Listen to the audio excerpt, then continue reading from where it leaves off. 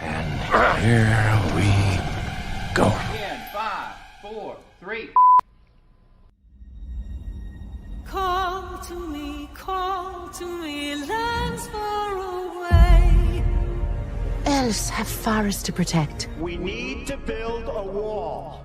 Dwarfs their mines. Men their fields of grain. But we Harfoots have each other. For I must now wander this wandering day. We're safe. You have fought long enough, Galadriel. No. Put up your sword. The enemy is still out there. The question now is where? It is over. Nothing is over! Nothing! You were the chosen one! It was said that you would destroy the Sith, not join them! If you only knew the power of the dark side. Darkness will march over the face of the earth. It will be the end, not just of our people, but all peoples. Everyone! I am sorry, but their time has come. The past is with us all. The past is dead. We either move forward or we die with it. This could be the beginning of a new era.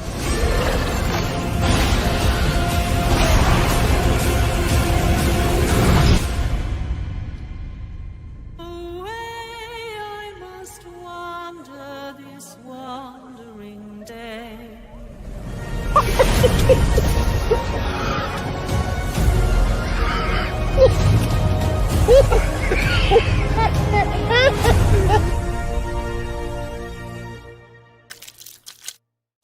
To him finally being lionized as in the prime and his prime. Fuck.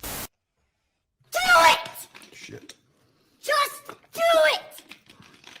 Don't let your dreams end. Yesterday, you said tomorrow. So just do it! Make your dreams come true! Luke went from being... Oh, no. Welcome, Slayer Nation. I have some great news for you today. I hope you're all doing great. Nope, that didn't work. One more. You have failed me for the last time. Welcome, Slayer Nation. I hope... If you're tired of starting over, stop giving up. That is eating away at what you love in order for it to shine. And one man's vision is... Sometimes you don't have to make things better for them to be great again. You merely have to Okay. Hollywood continues to slow boil the culture and crazy. Well, right now, Spider-Man actor Andrew Garfield has stepped up and he's fighting motherfucker.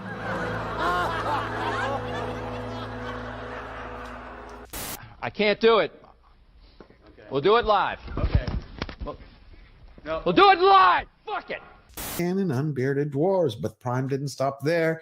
They stapled in intersectionality, individuality, biddiga-dig-bee, biddiga-dig-boo.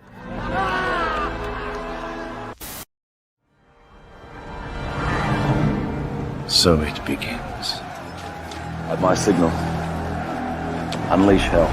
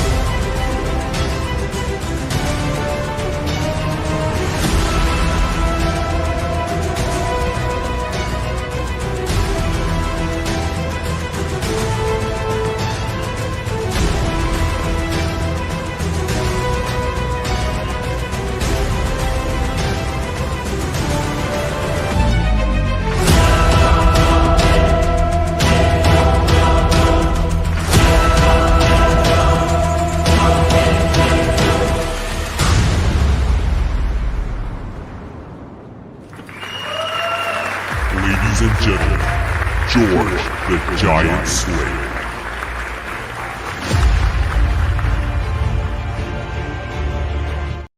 What's going on, everybody? Welcome back to Slayer Nation Live. I'm George Molho. It is Sunday, July 27th, 2025 in the year of our Lord. How are you all doing? If you have been checking the YouTube community posts, you know I've been moving. So it's been kind of a crazy 2.5 weeks. And I got to tell you one thing that I realized while moving, besides driving you absolutely bananas and up the wall, is how much, because I haven't been able to make videos. I just finished one the other day, which will be coming out this week, and 2 more after that. But the streams, I haven't done FAFO in 2 weeks. I hadn't done Unchained, which we do every Wednesday, in 2 weeks. And, you realize how much you love something when you don't do it for a while or when you miss it, And I just want to say thank you for being here today. It is glorious here. I feel coming here is like a vacation. I get to see all my friends, get to meet new people. Plus, we have the incredible mods. I got Fletcher William in the back. He's producing. We got Eric K, King of the Mods. We got Lord Thoth, King of all gentlemen. Plus, welcome a very new mod as the channel is growing. We got Istaphobos, another brother from another mother. He joins us now as an official mod. I see all of you here. He also became a Georgia Giant Slayer member. Way to go. I love it. Razorburn is here. I think we got a few super chats we're going to hit real quick. What do we have, Fletcher? We got Rosie. She sent a super sticker. I think it was a rose. Hey, Patrick Robertson, Razorburn, Lucia, hail to you. Thank you, Rosie, for $2. Graph for another $2 in the name of all that is holy. Cancel Disney Plus. God bless you. We're going to be talking about Disney. Have they learned anything? Because Fantastic Foursome came out this weekend. There's been a lot of debate raging. Is James Gunn's Superman better than Fantastic Foursome? Or either way, we're going to find out and have a great discussion. But there's something else that I realized. It's like I was watching Drinker the other day, and I like how he always does. He always goes back in history, like 40 years ago to this day, this happened. And so I was like, we should take a look at what happened lately.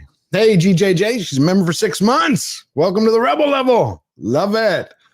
Man of War 665, neighbor of the base. How you doing, my brother? Bob the Lobster gifted a 5 Georgia Giant Slayer members. Bob, you keep us going. Red French Moon, haven't seen you in a while. Hello, sir. Happy Sunday. Happy Sunday to you, my good friend. We have a great panel as always. Also, we have a very new person who's joining us today. The Sundowners Club. He's always here. He's a member of Georgia Giant Slayer and Slayer Nation. He's always on every member stream, and now he's going to join us for the very first time. So, there's a few notes that I made. I was like, 20 years ago, 2005, the internet was still here. But life still wasn't cursed with instant gratification. We still waited in calm, We waited for letters, for songs to download, for someone to pick up a landline. Yeah, we had landlines. Or to go out to meet friends for an evening. That waiting itself, when you look at it in hindsight, was a teacher for all of us. It taught us patience. It taught us hopes. It taught us appreciation. It was the joy of something earned. It made everything deeper, richer, more beautiful. It reminds me of today, because I haven't seen you in a while. That patience, which I am the most patient motherfucker on the planet. Pardon me for my language. I am. That's one of my biggest vices. I have zero patience. And now we're in 2025. We refresh our screens every few seconds. If a text reply takes more than a minute, we assume something's wrong. We chase instant validation, likes, views, hearts, as if they actually measured our worth. Psychologically, it's rewired half the planet. We become anxious in every moment of silence, uncomfortable with stillness, and our minds are always racing. So today, kick back, have a little fun. We're going to fuel the flamethrowers, roast the stupid, and spit out the facts. So welcome, Slayer Nation. Let's get the panel out here. We got Tom from Midnight's Edge. We got Verbal Riot. We have the Angry Badger is back. Plus Steph, my nerdy home. And my good friend from the Sundowners Club is joining us today. How are y'all doing? How are you doing today? Good. Very good. Good. Everybody have a long night. It was Comic-Con this weekend, the last weekend of Comic-Con. Yeah, this was the first time since 2013 since I haven't gone. So it's kind of weird. Did you miss it? Did you miss it? Kind of, not really. I feel like this is good for me. I feel like maybe taking a step back, not going this year. I'll have a new appreciation for it the next time I go. So that's good. Well, there's a lot of Comic-Con news coming out there, but first we have to pay our respects. We lost 4 greats this week. One actually went unknown. We lost Chuck Mangione. Chuck Mangione. Everybody was talking about, Hulk Hogan, Ozzy Osbourne. Malcolm Jamal Warner. We hit our 3, and we reset with Mangione.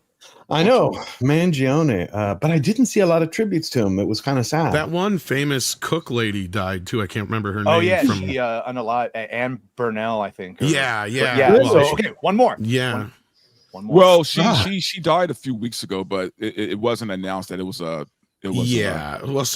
just come out. So there's that counts until self-inflicted. Yeah, unfortunately, but yeah. Damn.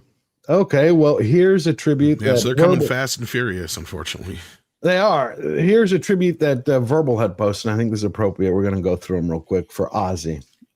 This was his last concert, and I think I know. You'll have to clip it out. I'll have to clip it out from YouTube. So whoever's here now, you get to enjoy it live. Before you play this, though, did you guys see the behind the scenes of this, though? No, I haven't. Did not. Okay, so what they talked about, so this was such an ordeal for Ozzy because of his Parkinson's and everything else is so advanced that he had to have a lot of help with this. So there's this heartbreaking behind the scenes video where you see all the stuff that he had to go through just to put on this concert.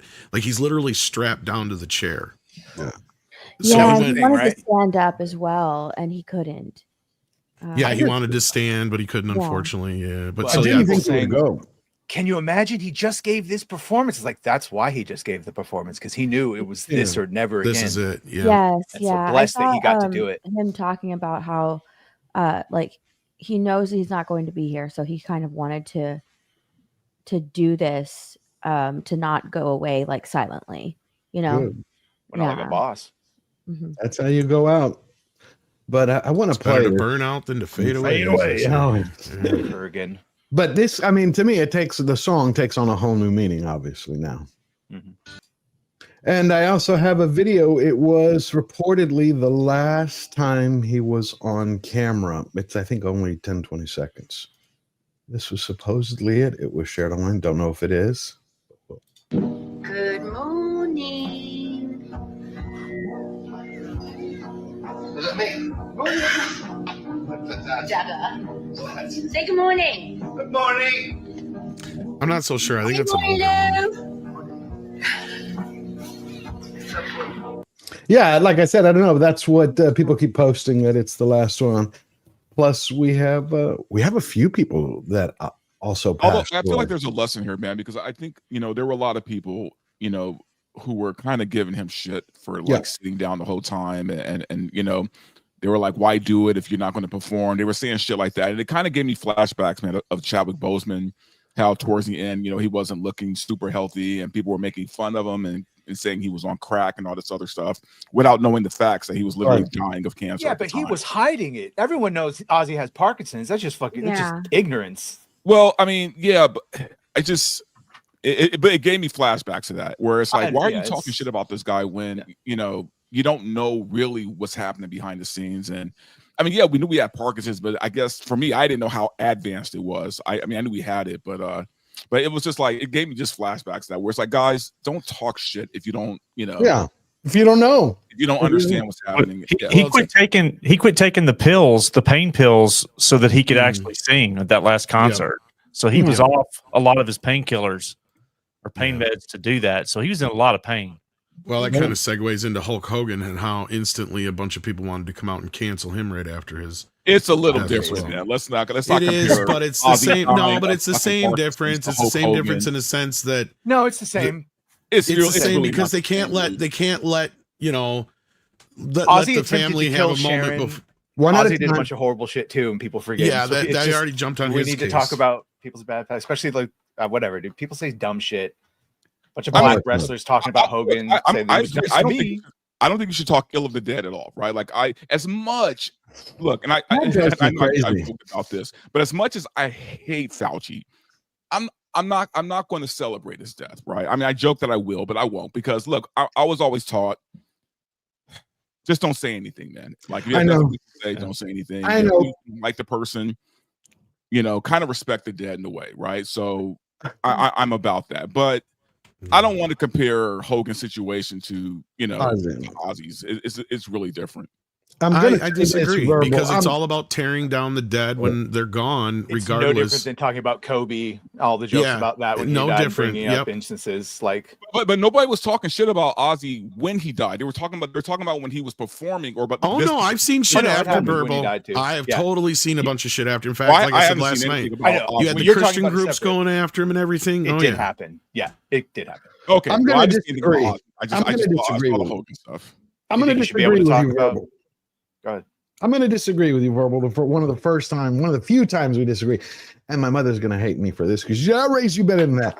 But I think I've always believed in don't speak ill of the dead, except with every rule. To me, there are exceptions. When you get an evil motherfucker like Fauci, pardon my language, who the funerals that people missed, weddings, grandparents that couldn't go to a nursing home. For me, I want to piss on his grave to help him go to hell. Oh, I agree. I hate him more than anybody. I couldn't go to my grandmother's funeral. We can have a funeral for my grandmother. Because I know. Talking about the AZT and AIDS stuff and Beagles and again, I trust me, I know this, but my thing is, we keep saying don't judge a person by their worst moments, right? It's like, and I know people keep going back to Hogan with the phone call thing, right?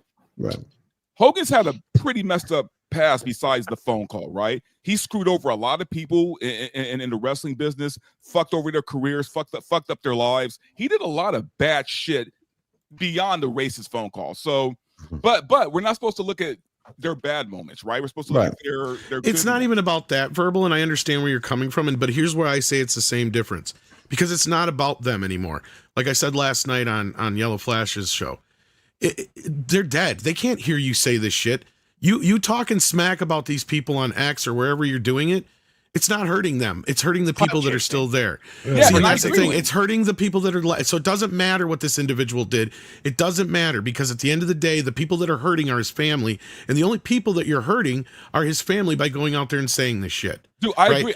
I did a whole video on Hogan that I posted Friday, and my thing was, look, man, even though he was never my favorite guy, you can't deny that Hogan, like, wrestling wouldn't be what it is without he's a legend without Hulk Hogan, right? I mean, careers were built because of his name, right? So I gave the man his props. I didn't dive into his problems, but I did address them. I didn't dive into them, but I'm just like, look, at the end of the day, well, no, but what I'm getting at is it's not a tit for tat thing. A lot, and you got to give him at least that, man. You can't just shortchange everything he's done. No, my main point is that it's not a tit for tat thing, Verbal, in my opinion. It's a thing where it's like, look, granted, like, even when like somebody like fucking Harvey Weinstein dies, right? He's got family, right? We're all going to say some pretty shitty shit about him. We have. But at the end of the day, when he's dead, he ain't going to fucking hear it. So we need to remember that. It's like, at the end of the day, we can dislike these people all we want in private, but in public, you got to remember they are family members. Okay, I agree in part. I agree. See, I think there are exceptions. I think there are different levels. I think we all are human beings. We have good moments. We have bad moments. We've all done that. But again, there's a difference between Hitler and Hogan. Fauci, exactly. And yes. So I think there should. Hey, Hitler had a family that loved him, right? Fuck them. Maybe, but that's not the point at that point. Like, you're talking a different situation. I don't care about them because they went along with it. We're also talking 50, 60, 70, 80 years in the future. Like, are people, that's the other thing. In 50, 60, 70 years, are people still going to be talking about the Hulk Hogan phone call? Or are they going to talk about what Hulk Hogan contributed to entertainment? That's going to be the bigger question. Right. Look, my thing is, I just say, if I have nothing good to say about somebody who passed away, I'll just be quiet. You don't rate me correct. You are correct. That is that's why I said I agree, and I agree with 99.9 of that. I just leave a little room for the evil people. The really new rule. if they haven't done anything to you, we talk nice about them after death. But if they invade the world, we're allowed to talk bad about them after they lose. Well, okay, let's address the Hitler if you thing. Torture puppies. I'm sorry. Now, you know, and besides humanity, puppies, that shows a pattern of character. Seth, you agree with that? A pattern of character? Well, I'm just, unfortunately, we live in today's society where everybody has access to a phone and to social media to throw their opinions out there.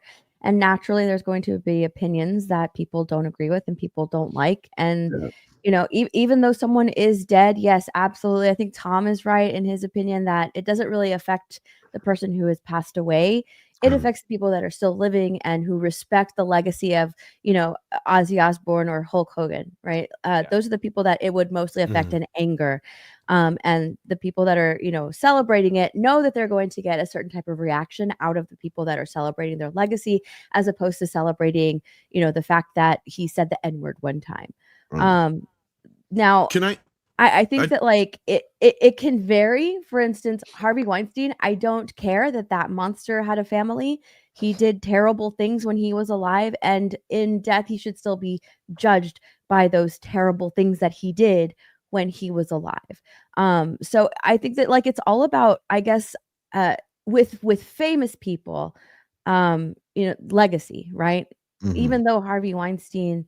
Wait, am I thinking? Oh, I'm thinking about not Weinstein. I'm thinking about Epstein. That's what I'm getting them mixed up. Never mind. I'm thinking about Epstein. Not. I was gonna say, yeah. Harvey I mean, I agree with you to a point. But I was thinking about Epstein, not Harvey. That's why I called him a monster. Well, maybe this will kind of help because my rebuttal to the Hitler thing is this. Look, we're talking about Hitler like 60, 70 years after the fact. He doesn't have any kids or grandkids that are still alive that I know of. And if they did, they went in hiding at the time. Why? Because they knew their fucking father was a monster. They're in Argentina or somewhere. Yeah. See, that's my point. So the difference here is Ozzy Osbourne's kids are around.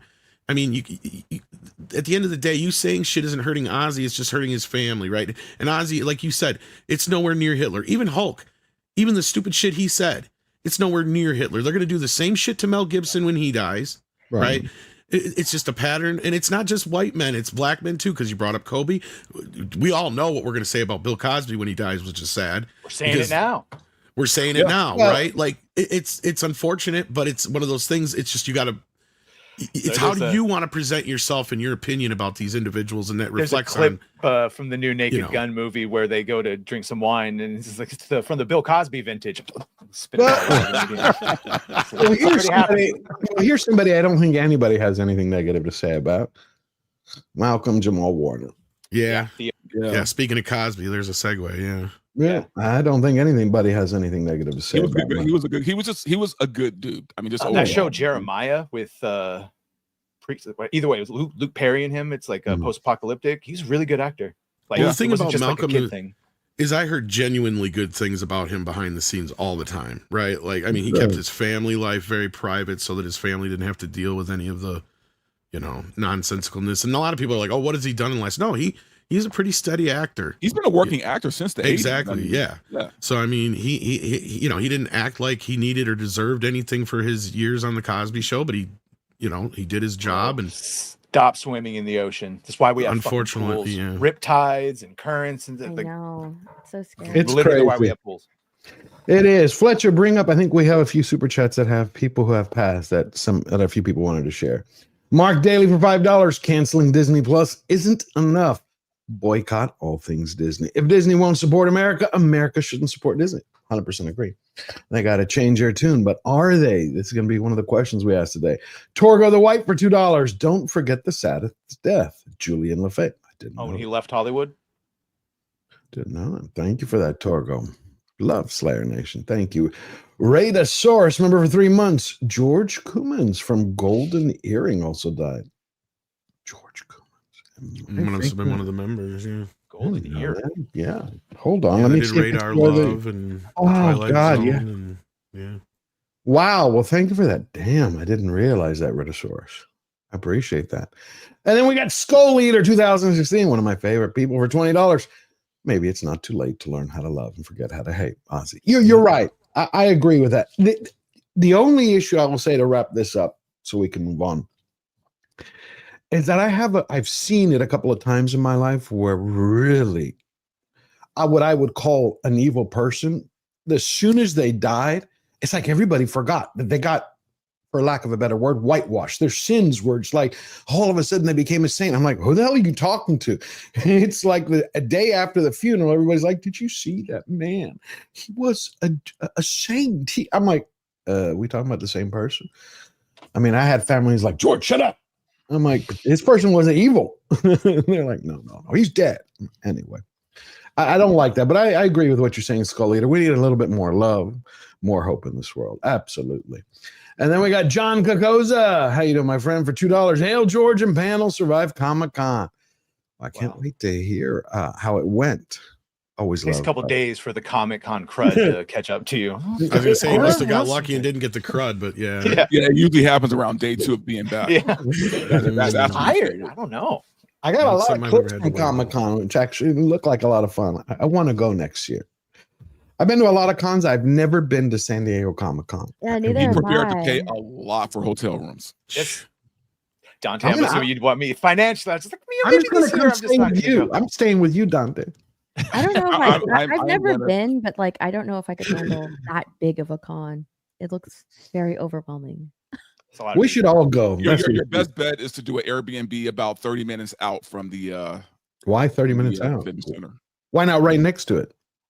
Good luck. Yeah, because as they were just saying, all the hotel rooms and places to stay are probably so. Yeah, Even you if can you probably got about $500 a night, man. You mean if you got it from now? If you reserved it from now? I mean, you could, but I mean, they're probably smart enough to know what you're up to that they probably have those rates already set for that. oh, time they period. absolutely do. San Diego goes into the black every year because of Comic-Con. Yeah, like it's a big part of their economy. So yeah, they know when Comic-Con is. Isn't MegaCon and New York Comic Con coming close to the attendance of San Diego Comic Con? Yeah, I mean they're getting up there, but they'll never be as big just because of the size. You know what I mean? Like San Diego stretches quite a bit. San Diego Comic Con, I mean. Yeah. And then we got Blitzen. How you doing, Blitzen? For $20. Happy birthday to the most iconic character in the history of Hollywood, Bugs Bunny. We just seen this, Doc. Now we need a clip of Bugs Bunny. Damn it, I love Bugs. I love Bugs. But you know, someone told me, but I haven't seen it. A lot of remember the Bugs Bunny Japanese editions, the ones that he would do where he would be fighting the Japanese. They either don't exist, I heard, or have trigger warnings. Yeah, Warner Brothers has been censoring a lot of their old Looney Tunes stuff. Crazy. I don't know why. When, and where? Apparently because they're problematic. I mean, that's what they're saying. They're saying they're problematic. Who's they? Because I call bullshit on that because I have a bunch of the ones on disc. Yeah, but when did you buy those discs? Streaming, like recently, where they add them. Yeah, where maybe it's for streaming only. Yeah, I've never heard anything about them editing any Looney Tunes whatsoever anywhere. There was a bunch of hullabaloo about them being pulled down from Max, but that was because they licensed them off to Tubi. Okay. I mean, yes, there are some episodes there are wartime episodes that have never been in syndication. That part's true, but that's true of even Disney and any other company that did any wartime cartoons. So, like, I've never heard of any of the specific Looney Tunes actually being censored in any way. Now, like the old discs, you have like Whoopi Goldberg flat out saying to censor these would be like to act like they never existed, which is her reasoning for saying that they didn't cut them. As far as I know, they have not cut them. So, well, that's good to know. That's why I said I wasn't sure, but I keep hearing about it. So thank you for that, Tom. Anybody, please send me anything you have on that because I have not heard or read anything like that anywhere. And I think it's a streaming thing, man. I'll check. Rossi for $2. Apologies. My name is pronounced Rossi. Not Rosie. I'm a dude. 100%. Well, good. Short King Rossi. I'm glad. Well, Rossi. That's a cool name. Vilmarian for, I think that's Argentinian. 100 what is that? Argentinian pesos. 100 Argentinian pesos. Hello, George and the team. Always watching the stream of all Sundays. Greetings from Argentina. Greetings to you. I love that we have people from all over the world. That is pretty cool. All right, Rossi, I hope you're enjoying the show, and thank you for that. Thank you for clearing it up. Now we have, where did you go? Here it is. Oh, did everybody see before we jump into It seems like 2025 is again another continuation of sequels, prequels, retreads, reboots, and recyclable. Before we get to that, did y'all see the new brand ambassador for Ulta? I did. The new brand ambassador for Ulta, ladies and gentlemen. Your Ulta? Ultima Makeup. Ulta Makeup. JD and hair is now Ulta, and I'm here to see the display for the first time, you guys. She has a lovely beard. She had pretty. I'm gonna see what JD and hair looks like at Ulta for the first Just playing time. along. It's gonna be Ulta fun. Okay, let's see it. Who's that? She's so pretty. I got highlights since then. You guys, do you think it's pretty? It's gorgeous. Do you think she's gonna get along with all of her other new Ulta friends?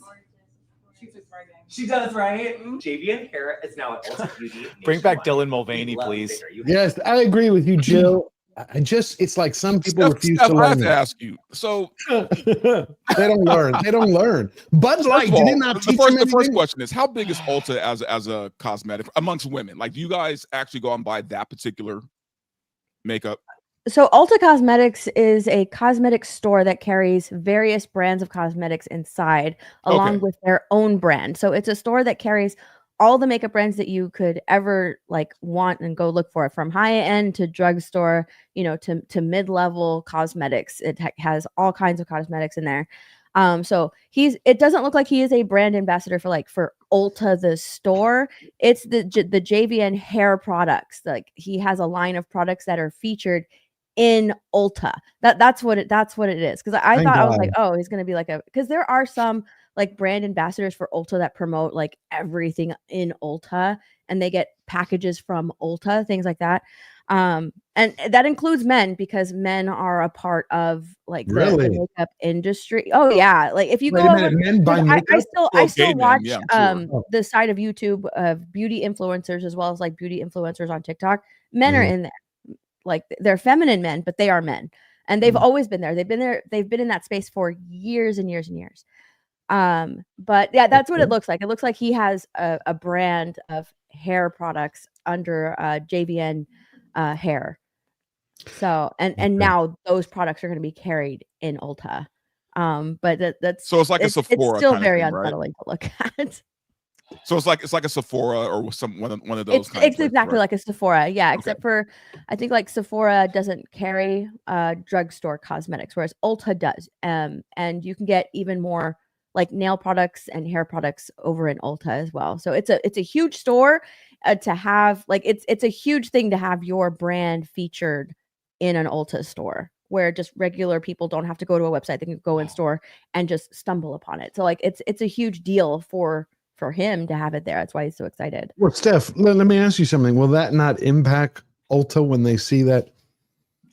What impacted Ulta was at one point, instead of like, I think it was like, instead of having women interviewing other women, it was like two men interviewing each other or something like that. Dante, what type of foundation do you use for a hard night out? Because I find that the passionate. Yeah, that's what impacted women to Ulta stores. It was like, it was men interviewing, like, it was a man like this one, right? With long hair and a beard, and they were wearing makeup. Oh, but that's what actually impacted Ulta, is that they were having representatives speaking out on Ulta or whatever, and it wasn't women. There were no women to be found. And women are the main people that shop there. And it doesn't bother them that they got a dude? Oh, it did. Yeah. I think like we like stopped, or at least they tried to stop shopping at Ulta for a long time. Like, people were canceling Ulta over this promotion. Nutcase. But unfortunately, like, the makeup industry is a $1 billion industry, and there's just like they have so many promotions and deals at Ulta that it's very hard to stay away to get your makeup. And also, like, even at Target, the makeup section is Ulta, so there's Ulta inside of Target, so it's very hard to like, unless you go to a Sephora or shop online or whatever. But yeah, it is very hard to impact a store like that, just because like these are things that like we do. So you can't Bud Light it, is what you're saying. It's bigger. No, it's hard to Bud Light Ulta with women. Yeah. I figured women would turn on that, but again, this weekend I saw, and we'll play that clip a little later, a bunch of Karens at Home Depot who were, if anybody saw that, they were like basically talking shit to ICE and getting in their way. What are you doing? Where's your ID? Take your mask off. You're kidnapping people. I mean, they were just outside of the Home Depot, just going after them. It was insane. Now let's move forward to films. Now we're going to do something different. Before we get to Fantastic Foursome, I think we should look at what's coming up first, because everybody wants to talk about Fantastic Four first. I'm like, okay, well, I was looking at a lot of the trailers and previews that were coming out from Comic-Con, and so we're going to have some fun with that. First up, we have, I can't believe it's happening, Spinal Tap 2, The End Continues.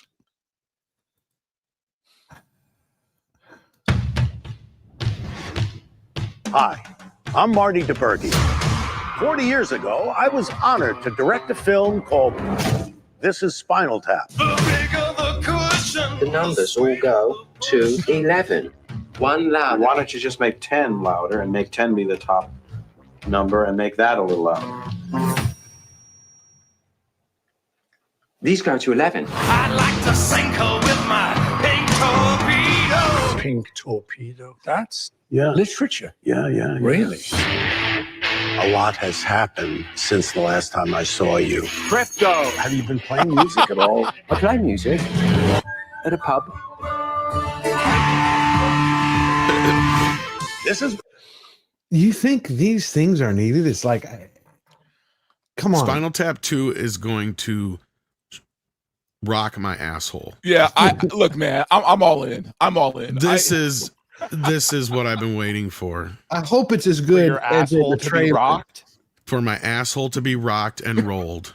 I hope it's as by good the loudest band in history. You're not worried? You're not worried about it? It's not necessary, but as far as sequels go, I don't mind this at all. Like, no, I'm not worried at all. You want to know why? These guys have been doing this shit for 30 years.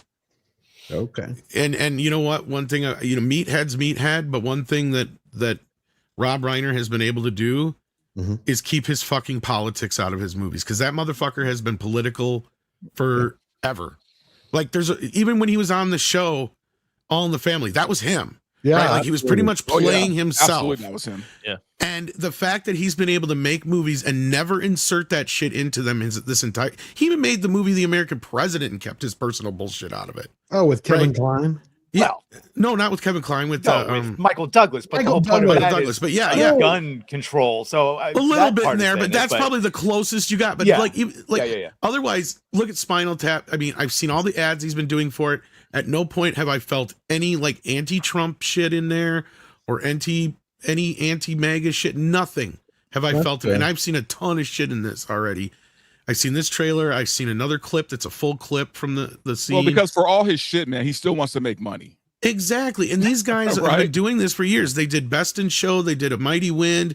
They did For Your Consideration besides this stuff. So they've been doing this for years. So this is just them just stepping right back into doing what they've been doing. Well, I hope I'm it's not good. worried at all. I hope it's good, and it's not, because, Happy Gilmore or all these other recycles that we're getting.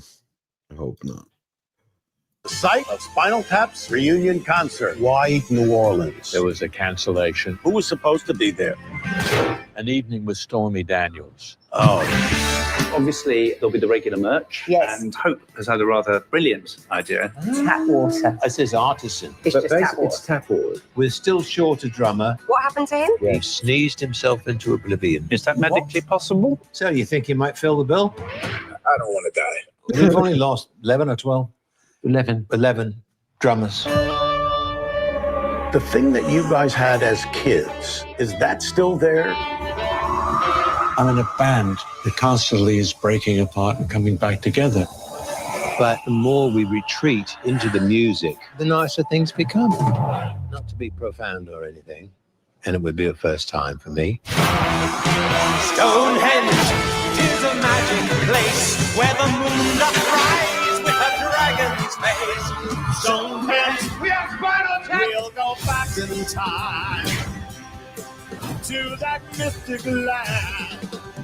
What we need to do is secure your legacy. If during the gig at least one, but ideally no more than two of you were to die. Would you settle for a coma? Oh, no, that's interesting. Yeah. That's a great bit of thinking outside, well, the literal box, I suppose, actually. That whole scene got leaked online. It's fucking hilarious. Yeah, I'm all in, man. Yeah, this makes me think of what we're all going through right now. Those of us who grew up, a long time before Steph did in the 80s. All these bands that are playing stadiums that are like 65 and 70 years old. This movie could really play on that, right? The absurdity of them being 75 and Dude, I feel that way going to Pearl Jam concerts now. Yeah. I'm like, these guys are a sneeze away, man, from just being. What I love is they're interviewing drummers, and the drummer's like, I don't want to die. No, he's smart. He's smart. I went and saw Motley Crue before they got rid of Mick Mars in 2022. They were playing a stadium in Nashville where the Titans play with Def Leppard and Poison and Mick Mars. Literally, Mick Mars did not move 2 steps the whole concert. I thought he was propped up. He literally stood there. Dude, that guy's like 70, right? And I know he's had some medical health stuff, and then they fired him. But he literally looked like the Crypt Keeper. Dude, he was old in the 80s. Yeah. What about Keith Richards? I think that guy's dead. He's just embalmed with all the coke. But Keith still moves around, so he's a classic Spinal Tap figure, He's right? animated. I do not. I think he believe absorbs that's him. souls. He does something because he looks like a zombie. Come on. No, this is gonna. I think this is gonna be fun. I'm down for this. Well, good. So I've never seen the first one. So Steph, you gotta. You gotta see it. You gotta see it. Okay. Maybe it'll sound better if it was in doubly. So the consensus is everybody's looking forward to. I think that movie was made the year you were born. 84. Yeah. They were on The Simpsons once. Yeah. Man of War's right. His fucking skeleton is practically fused. Now we also have this that's coming out. It's supposed to be, by what I've read, a Jason Voorhees universe. There's a series, Crystal Lake. They've already cast the kid because it's going to show him as little. And here's a clip from the next film called Sweet Revenge. This is actually a short film. Keep that in mind. It's not an actual movie. They still haven't got off their ass to make a fucking Friday the 13th movie. It's been almost 20 goddamn years. Maybe they should stop. Yeah, that's why they just need to make one. They haven't made one. You all settled in? Yeah, it's great. Okay, look at this. You got a beautiful spot here. These properties had a bit of a troubled past. What kind of trouble? Well, the usual story. Revenge.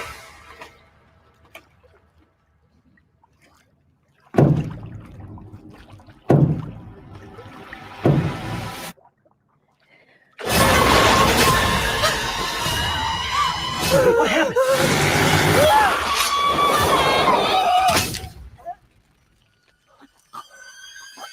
Anyway, you kids have fun.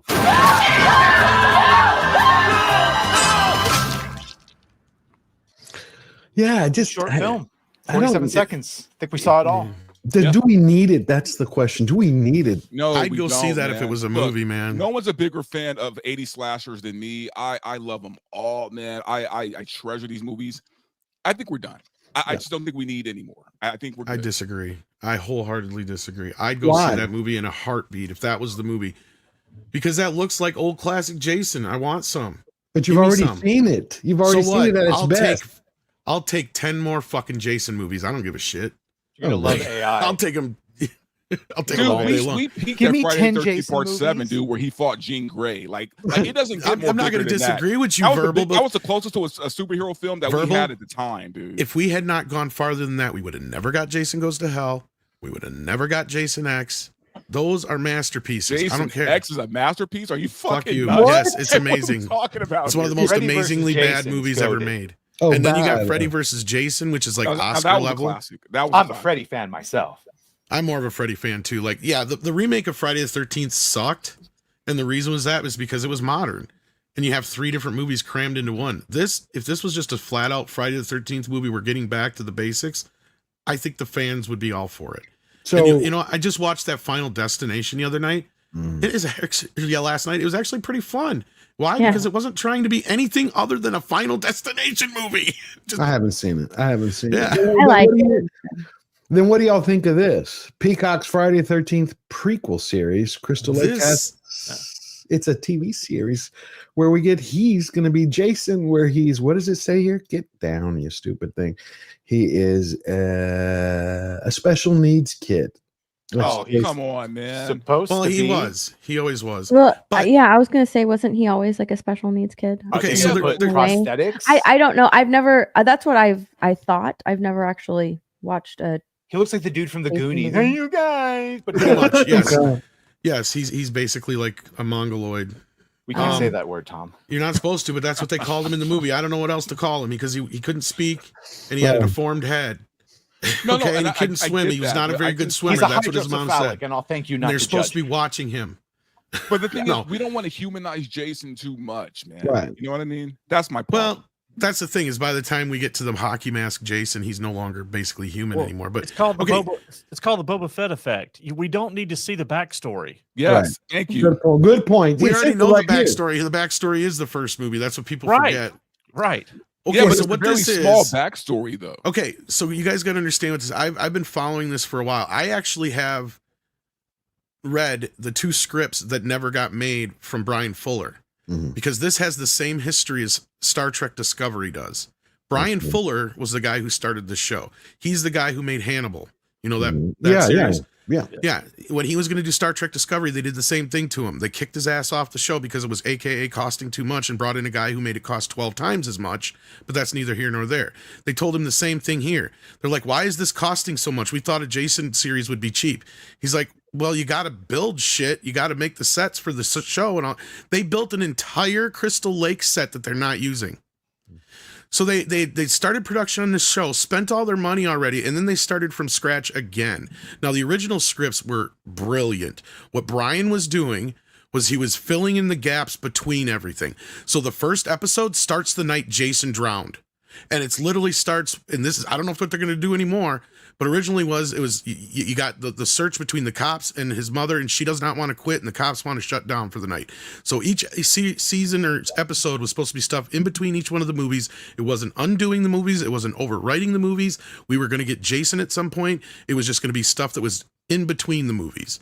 So like, you know, like I'm imagining the first season would end where the first movie begins. Gotcha. And then the second season would pick up probably between the second and third or second and fifth movie or whatever, probably. But yeah. Okay. Yeah, I don't want to go down too many rabbit No, holes. yeah, it's No, been a no, fucking mess, but like, yeah, so we're at this point now. I have no idea what they're doing. They have a new creative team involved. So yeah. But this is what it says. The hockey mask wearing serial killer from the big screen is the son of Pamela Voorhees, to be played by Linda Cardellini. Haven't seen her in a while on the new show. Cardellini's Pamela is believed to be a mother who gave up a singing career to raise a special needs child and takes a dark turn when she loses her son. On Peacock, you know, I haven't watched anything on Peacock in a while, so I don't know how well they're doing. Peacock actually has some decent shows. I'm a big fan of Twisted Metal, which is coming back this in a few weeks. So they got some decent shows. Well, cool. And then we also have what is next. Oh, y'all heard Wolfenstein is now being picked up by Amazon. It's being turned into a television series. Great The San Diego- potential, but yeah, they'll Fallout. use it for the wrong reasons. Of course they will. Of course they will. I liked Wolfenstein. Been played that Jesus for years. And then we also have the return of Starsuck. Yes. Unbelievable how this crap could get made. Just unbelievable. Oh. Can't wait for Holly Hunter and Paul Giamatti to depress me. Yes. We begin. I'm Captain Nala Ake, Chancellor of Starfleet Academy. We're all the first Academy class to return to our campus in San Francisco after more than 120 This show is like 30 years too late. Some of Yeah, This but shows desperation, man. does anybody want to see people inside the academy? They did back 30 years ago, yes. If it was done well, done This is right. their response to Harry Potter, Starfleet, and You're probably Kurtzman's right. last hope to hold on to his Mm. position during the merger. I think you're right. You're 100% on that. It's just insane. He needs that- a hit bad. He has not had a hit. Well, that was what was reported. Is after that merger, if Kurtzman wanted to keep control, he needed to give them 3 new replacement series, and so this is. And they have to be a hit. And they have to be hit. Yeah, they have to be a hit. Yeah. No Section 31s for you. No, because He people should have been forget the fired only years thing that ago. they've had. Oh, sorry. I was just gonna say the only thing that they had that's charted at all was the 3rd season of Picard. What were you saying? Which was great. That was only because of Terry Metalis. Yeah. Yep. If they brought him in, I'd be excited, but nope. We all would, man. That's what's course. crazy to me. Like Terry has got rid moved of him. on, guys. I know, but I wish he'd come back. Just finished White Vision, literally. Yeah. You are here for your families, some for yourselves. Together, you are the best and the brightest from across the galaxy. I'm like, are they all black? Like, what's happening here? Not a Why don't straight they white just man in sight. Yeah, why don't they just cut the shit and just call the show Star Trek DEI already? Like, I mean, It'd be straightforward. It would be You know, straight. they always say it's more seats at the table, but we always say no, it's not, because your version of diverse just means less straight white men, and it's fine. Yeah. But Jesus, just be honest. About It's not fine. There you but- go. and You're not just right. that, the new characters they introduce are always so fucking obnoxious, right? Yes. Like, whatever happened to the fun gay characters, or you know what I mean? Like, They're no, doing they're always the all most ads. obnoxious ones in the fucking show.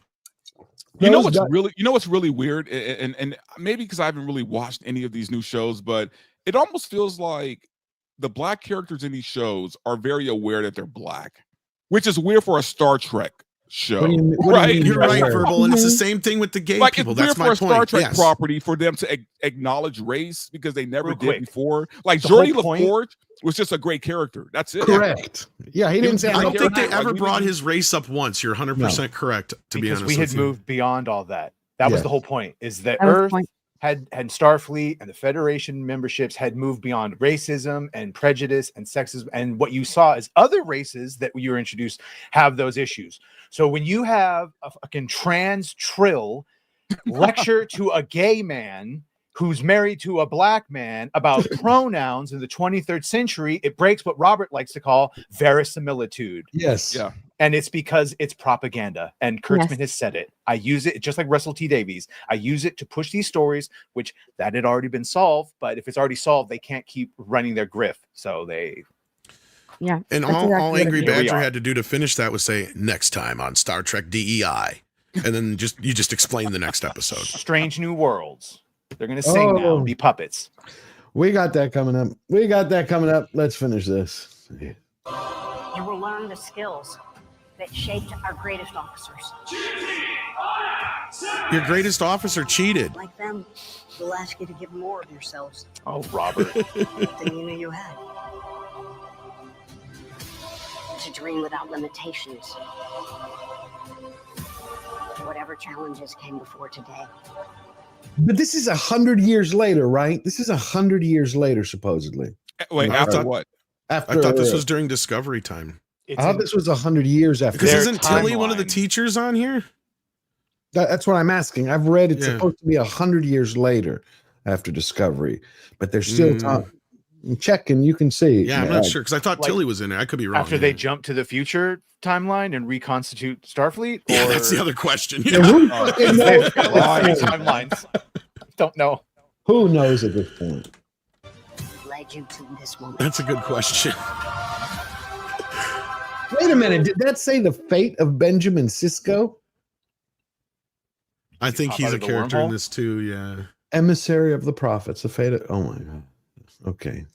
It's good to know in the Okay, it's future in the that- 32nd century, That's far 100 from years. Star Trek. Okay, so this is way in the future. Yeah. Okay. Yeah, so it's after they rebuild. So this then Tilly isn't in this then, unless she's in the future it's good to version know of in the herself. future that they're still using OLED screens. Yeah. And I still wonder how they're going to make Robert Picardo look young. He looked old there.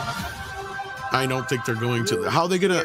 What is he gonna do? Say that my AI has made me look old because I want to look like the rest of the people around I me? don't think he's playing the EMA. I don't think he's playing the doctor. He's He's just playing the actual character. a you meat mean. bag Okay. or bro. They might even not do that. They might just have because here he's listed look like as that EMH from 10,000 years ago or whatever the hell they're doing. okay, because it says here, and this is where it says he plays the we lose Doctor, Star Wars a at that 900-year-old holographic teacher at Starfleet Academy. Picardo said have it's no idea. mind-bending to portray the character as such a long digital memory that clearly remembers 36 generations of organic colleagues. So yeah, they're going to come up with some weird fucking excuse that he wants to look old. You watch. Yeah, that's what they'll do for his own, and just a little bit at a time, like Yoda. A digital Yoda, gee. We're 900 years old, literally. Fucking digital Yoda. This is like, what a Literally, he's joke. 900 years old. I mean, when they're sitting in the boardroom, does somebody never turn around and say, you got to be shitting me with this? Like, come on, we cannot release this crap. I mean, like, have some self-respect. They did not think I'm this just shit amazed through. that we lost Star Trek and Star Wars. Like, how do we do this? Like, how do we lose both franchises? I don't think they have anybody in those boardrooms that cares about these properties. That's Just what about some guy goes, I want to make money. I want to make money. I would love so much just to have one fucking capitalist in that fucking boardroom, man. I would love for that. I would love for that writer's room to just have bags full of cocaine and that's what's missing. Coca-Colas and lock them in there and come up with something great. That's all I want. These motherfuckers quit doing coke, and then they forgot about the money. Say what you want about Harvey Weinstein, but we didn't have these problems under his reign. He at least came through on his deals. I'm just saying. I've been saying that Harvey should still stay in jail, but some studios should hire him to bring scripts in and have him still develop things. Oh yeah, like Hannibal Lecter shit. You want this girl or this girl? He goes, no, she's ugly. That one. Yes. Just have him pick. Just pull like a Hannibal Lecter where he's sitting there with a fucking mask on and approving certain scripts. Like everyone liked F1, correct? Everyone liked F1. Brad Pitt, Love that Jerry movie. Bruckheimer. It's Jerry supposed to hit Bruckheimer. 500 million by tomorrow. Formula. 493 to this afternoon. Yeah, Jerry Bruckheimer even sacrificed his former partner to cocaine. Okay, that's how important. That's a real Hollywood producer. That's some real needed shit. A sacrifice. Yeah. The muse needed a sacrifice. Yeah, and since then he hasn't been the same. Yes, he's still good, but he is not. We haven't got nearly the caliber of fucking, shit since Don Simpson's left him. I just want people who want to make money again. Yeah, you know what it is? Just want to make money. It's poontang, power, and powder. That's what they need. Exactly. Well, you're starting to see it again, Verbal. You're starting to see people that want to make money. Just like Scarface said, first you get the coke. Then you get the girl. First you make the money, then you get the Then you get You get the power. You get the power. He knew. He knew. Damn it. Weave together the future. What the hell? And seek. Tig Notaro's back in this too? What the fuck? Stasis. Wait, was that a woman or a guy? Yeah, that's a Tig Notaro chick. Yeah, she doesn't know either. Trying to figure it out. Thingy. Wait. She was in Discovery or whatever, yeah. Yeah. Looks like the Ulta dude. It looks like the Ulta dude. Yeah, she's basically Ellen 2.0. I can't stand her. What else has she done? She's funny. She's not funny. She's a stand-up comedian. She was the replacement for that dude in the Zack Snyder Zombie of the Dead, who got replaced. Yeah. Remember? She's the pilot. And she's another. The helicopter. Discovery. Helicopter. Otherwise, she's a stand-up comedian. She hasn't done much else. She has a show where she doesn't know pop culture, so the whole point of the show is like they bring famous people on, and she like tries to guess who or what they are. Like I still have no idea who she is. Ironically. Anyway, I agree, Sander. They want to torture Star Trek fans. It's like Star Wars. Krista Elliott, yeah. Shut up. So go out and seek. Explore. Come on, man. Only go where no one has gone before. What the fuck was that thing, though? My great honor looks to like welcome you all to Starfleet Academy. Oh, like what actual species was it? I have no idea. Was that a Cardassian played by a very obviously black actress? Because I think it was a Kardashian is more like it. And of course, since we got lucky enough to get the government to cancel funding for PBS and NPR, it looks like Paramount decided nope, they're going to step up. They're going to shit on Star Trek some more. One more Star Trek, then we'll get to Super Chats. I can't even believe this. Nude worms.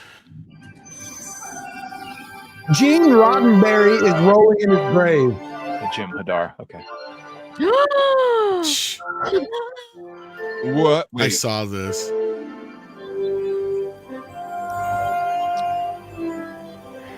Is this a joke? Okay, now they're just trolling. No, this is not a joke. They actually got with the Jim Henson Company to do this. Wait a minute. Is this like just a marketing thing, or is this in No, it's not marketing. It's like they did that sing-along thing last year. Oh, the musical. No, they're trolling, man. This is, bruh. No, we can't make this shit up, Verbal. We try to tell folks, like, look, they take it to the extreme, and they have, and this is just the next extreme. You know what's sad about this is I would actually rather watch an actual Muppet Star Trek at this point with Kermit and Fozzie and the rest of the gang. Like, what the fuck? I've only seen one show do this right, and it was Angel back in the day. God, yes, when he turned it, that was fun. It was fun. Yeah, or like PM said, I'd rather see a Pigs in Space show than this. Yeah, Pigs in Space. It does look like Chris Gore. Yeah, it's like we'll put you in our. You heard me say hit it, right? Spock? Anyone? That's your audience. This is not even funny. Did you go to season 4 without me? That's not even funny. Anson Mount could have been so goated. He's got super TDS too. That's the other thing. But he could have been so goated. Like that little speech he gives when he first takes over as a replacement for the Jason Isaacs character, where he talks about like Starfleet is a promise. You give your life for me. I give my life for you. No one gets left behind. Like, oh my God. It was like, yeah. And then they turned it into what you just saw. Do you think there was somebody in the boardroom when they were coming up with these ideas that had stock and just wanted to either be terminated or get a buyout or short sell? How can I force them to fire me so I can then get my payout? No, and they I pitched actually this idea, and then they said, "This is fantastic. We're going to go with this." Like, you would think that's the case, but every time one of these motherfuckers have been fired, they cry racism. So no, I genuinely think they think these things are a good idea. They genuinely think it's good. How has nobody beaten Kurtzman's ass? Like done when shows are on their way out, like desperation to bring viewership in, so they can say like, "Oh, we went out on a high note," right? Like when they do musical episodes, like these are just like little things to gimmick get shows, get a quick viewership bump or something like that. This is their good show. Desperation, like that. That's this is the one that makes ratings, and you know what I'm saying? So it's like this is what they got. What were you saying, Steph? Steph, what were you saying? Finish. No, yeah, it's just for ratings or something like that. Like it reeks of desperation. It's like one last try and like pull, but I've never seen things like this be used to like promote the show. No. You know, like it's so odd to me because like when I used to watch, TV shows and they would have like this special musical episode, it was just like a one night thing, right? They relied heavily on the story until then. This is just like, this is just a cute little musical episode we're going to put out for you guys or something like that. Because like other shows that I've watched, like fans have asked for a musical episode or something like that.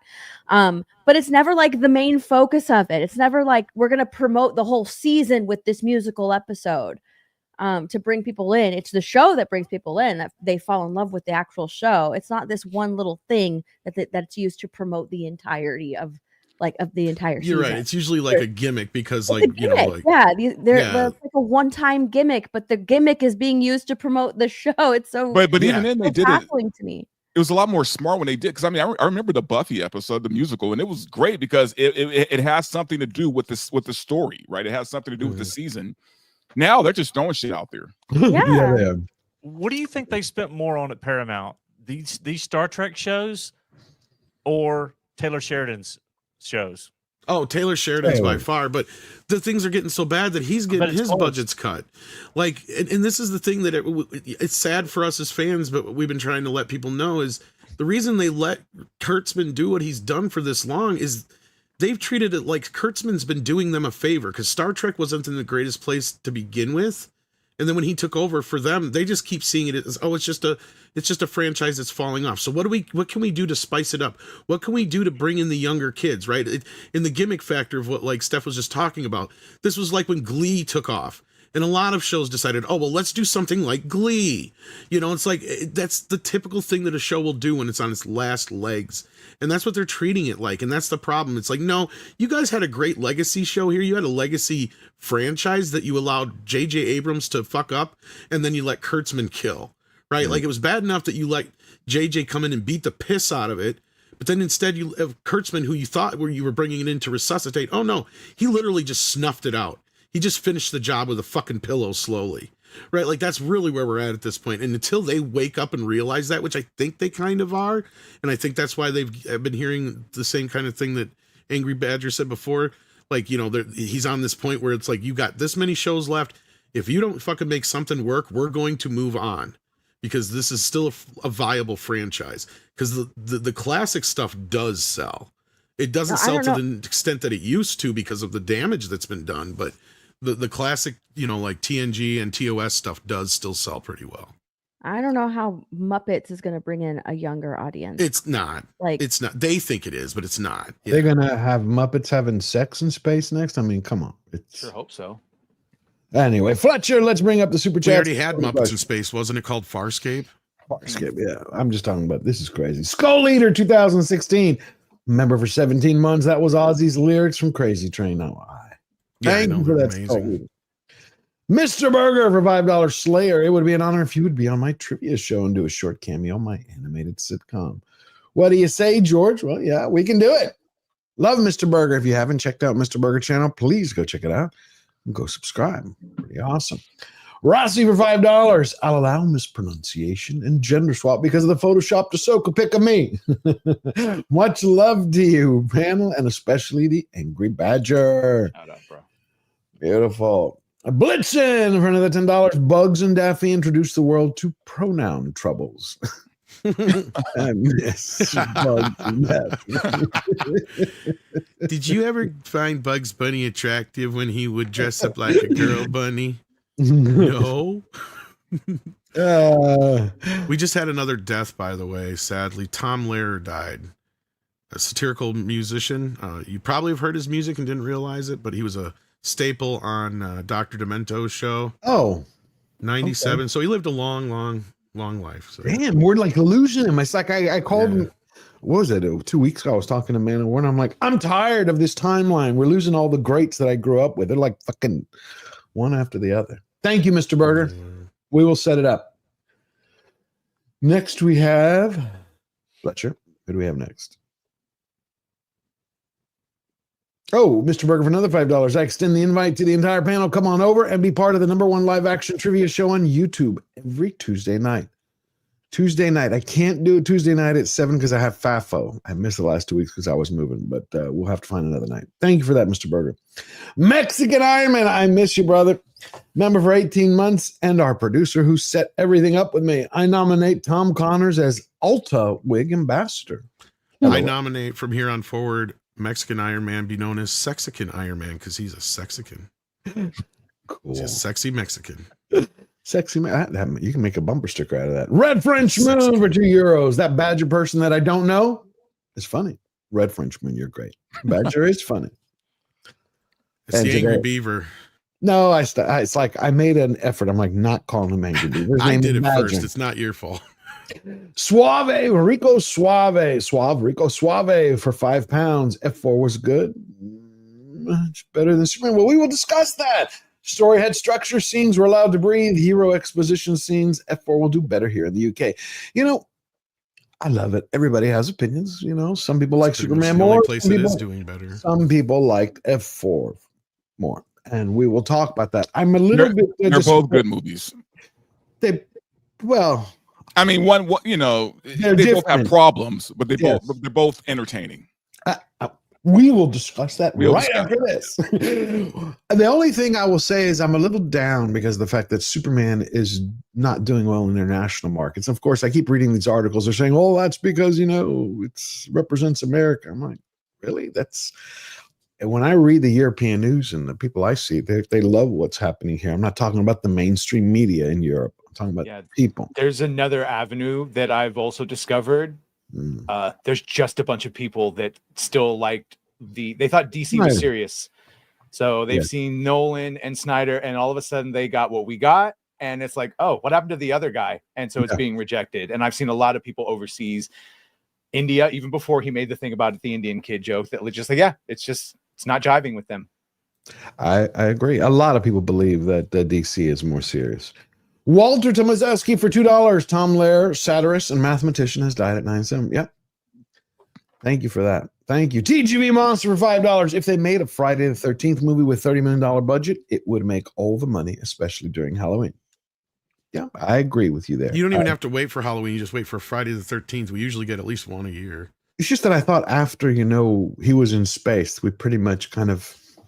Now you bring it back down to earth. Peak Friday the 13th. I used to watch Friday the 13th for only one thing, the sex scenes. Well, that's what I've been saying, dude. All you need is a forest, some adults who kind of look like teenagers, but we always played the game. We knew they were 30-year-old teenagers, right? Like, that's not the point. Of course, dude. Especially like the like earlier films, man. Yeah, all you do is you get a bunch of people together, you write a quick script, /dash, get some guys who know how to do some fucking special effects. Like you said, you don't even have to spend $30 million. Right. I bet you can make a decent Friday the 13th movie for $15 million.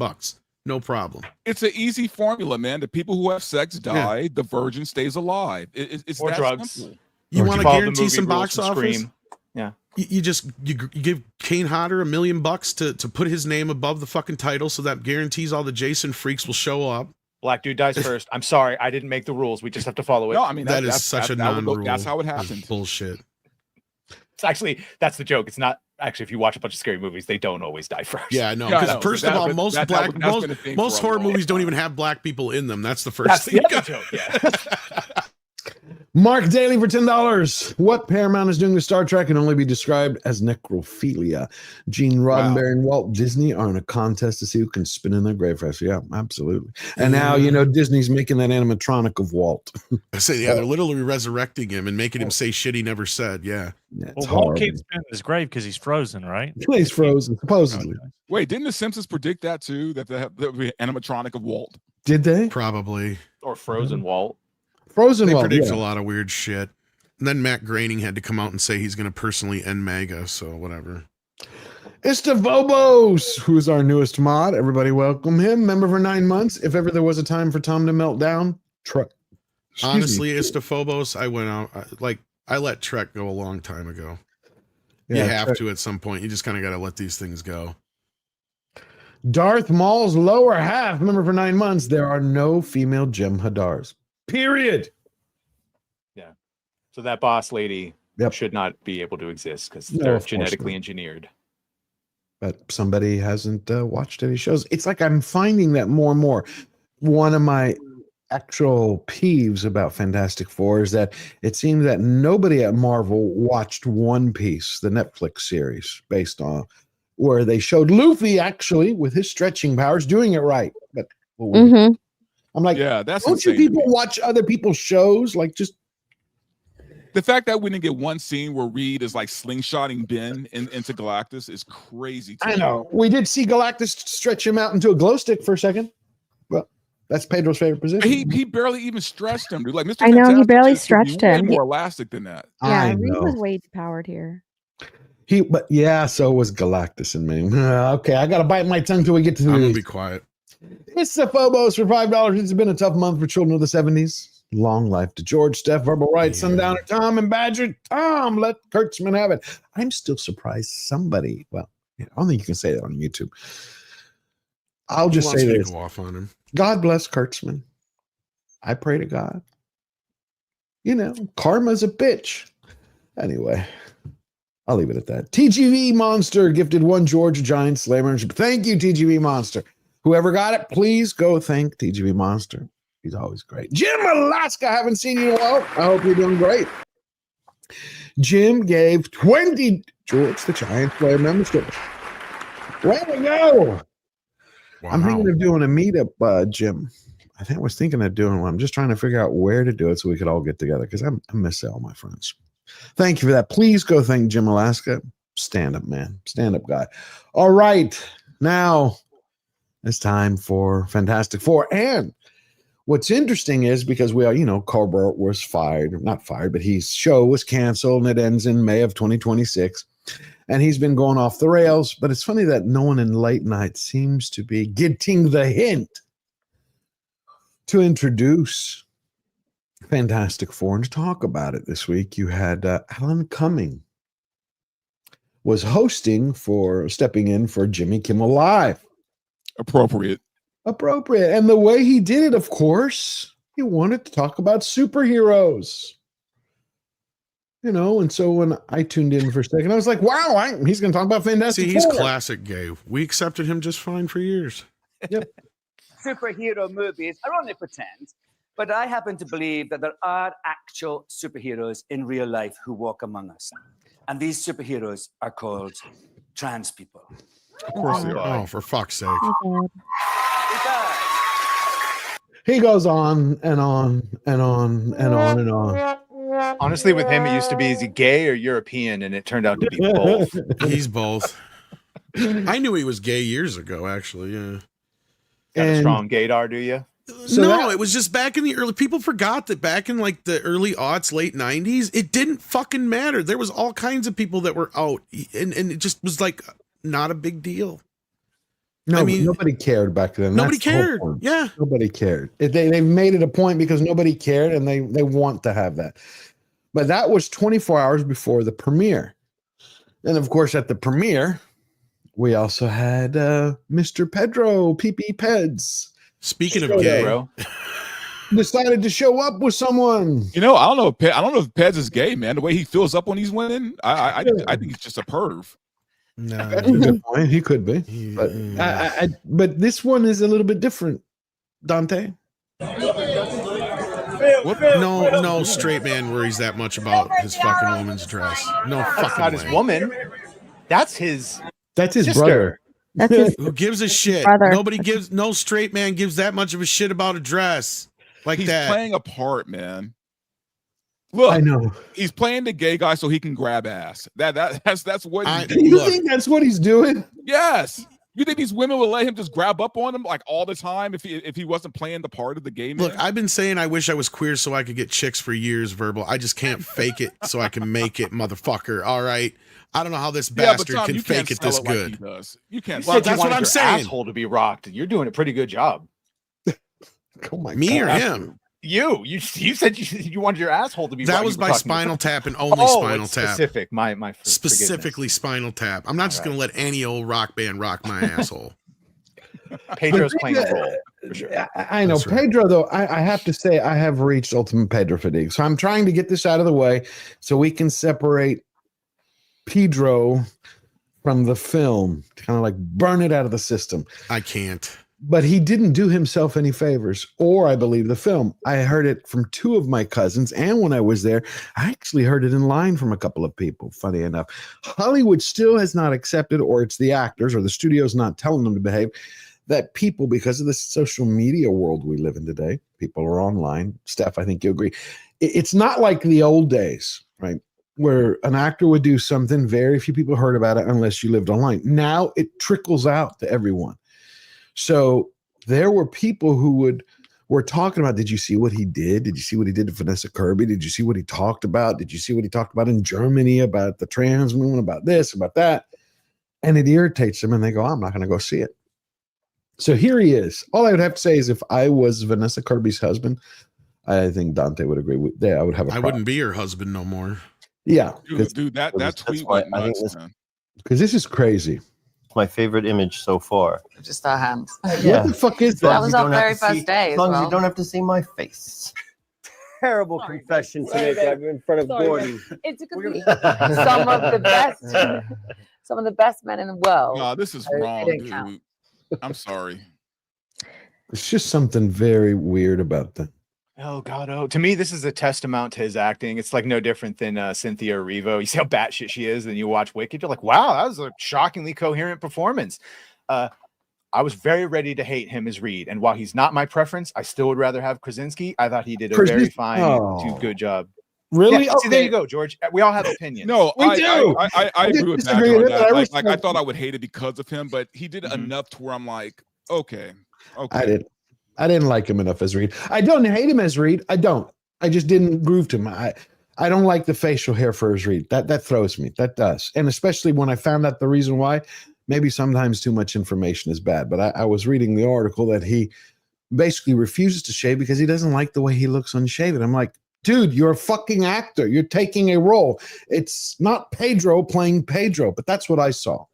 Well, these aren't actors anymore. They're brands. The mustache is part of his brand. So he will not shave it anymore. Just like The Rock is, he's a whole brand. So it's in his contract that he can't lose he can't lose in a movie. He can't lose fights. So that's a part of his brand. These actors come with brands, and that they have to market themselves. And unfortunately, studios have to work around that brand, which is dumb. But the whole interview with Vanessa Kirby and him touching on her is gross. Her touching on him is inappropriate. She's married and she's pregnant. I agree. Them acting in the movie as a married couple, that is their job. It is their job to act as a married couple. That is their work. That is totally fine. These press interviews, they used to be professional, and that is not professional, right? Nope. They are no longer acting anymore. So whether they get notes to act as a married couple, like that's just inappropriate. She has a husband and she's pregnant. And people saying like, oh, she's doing it too. Yeah. And we're judging her for doing that as well, because that's just inappropriate. These are supposed to be like professional sit down interviews. There's a level of professionalism that comes with, these press tours, and you're just not seeing it. And that's why it's so weird. But who disagrees with you? Disagrees with you? Everybody's favorite actor, Simu Liu. Simu Liu. He's completely defending this. He wrote a whole ass post on X about how Canada don't like Simu Liu, so fuck Simu Liu. I'm kidding, but yeah, got time. People are defending this crazy behavior, man. And I'm sitting there thinking, look, acting is seriously, acting, man. And here's the thing: as the spouse of an actor, you accept they might have to do roles where they kiss somebody else or more, grab a little ass. But outside of that, once the camera stops, right, all that shit they were just doing. If I were the fiance, I would return her ass to the streets. There is no way we would still be together. The problem is they have better chemistry off screen than they did on screen. Yes, I agree with that. Which is worse, man. Verbal, to your point and to what Steph's saying, I think that this says more about Vanessa Kirby's spouse than it does them. Because when Jason Momoa was showing up in Emilia Clarke stuff, and she's jumping into his arms, and they're basically loving it. As soon as that happened, what happened? Lisa Bonet filed for divorce. Like, that's it wasn't too long after all that happened. She was out. And so I think it says more about the spouse. So he's cucked. Well, yeah, or whatever. He's braiding her hair while she gets taken down beast mode by somebody else. By the way, Lisa Bonet is an actress too, so she understands the business, and she even said, "Fuck that." That's right, because she's more of a normal person. And I don't even think it has to do with the male or female. I think it has to do with standards. Spouse that is a normal human being, and a normal human being, I can tell you right now, if I was doing something and some female and I put my hands on it, my wife would kick my ass out. Like that's normal.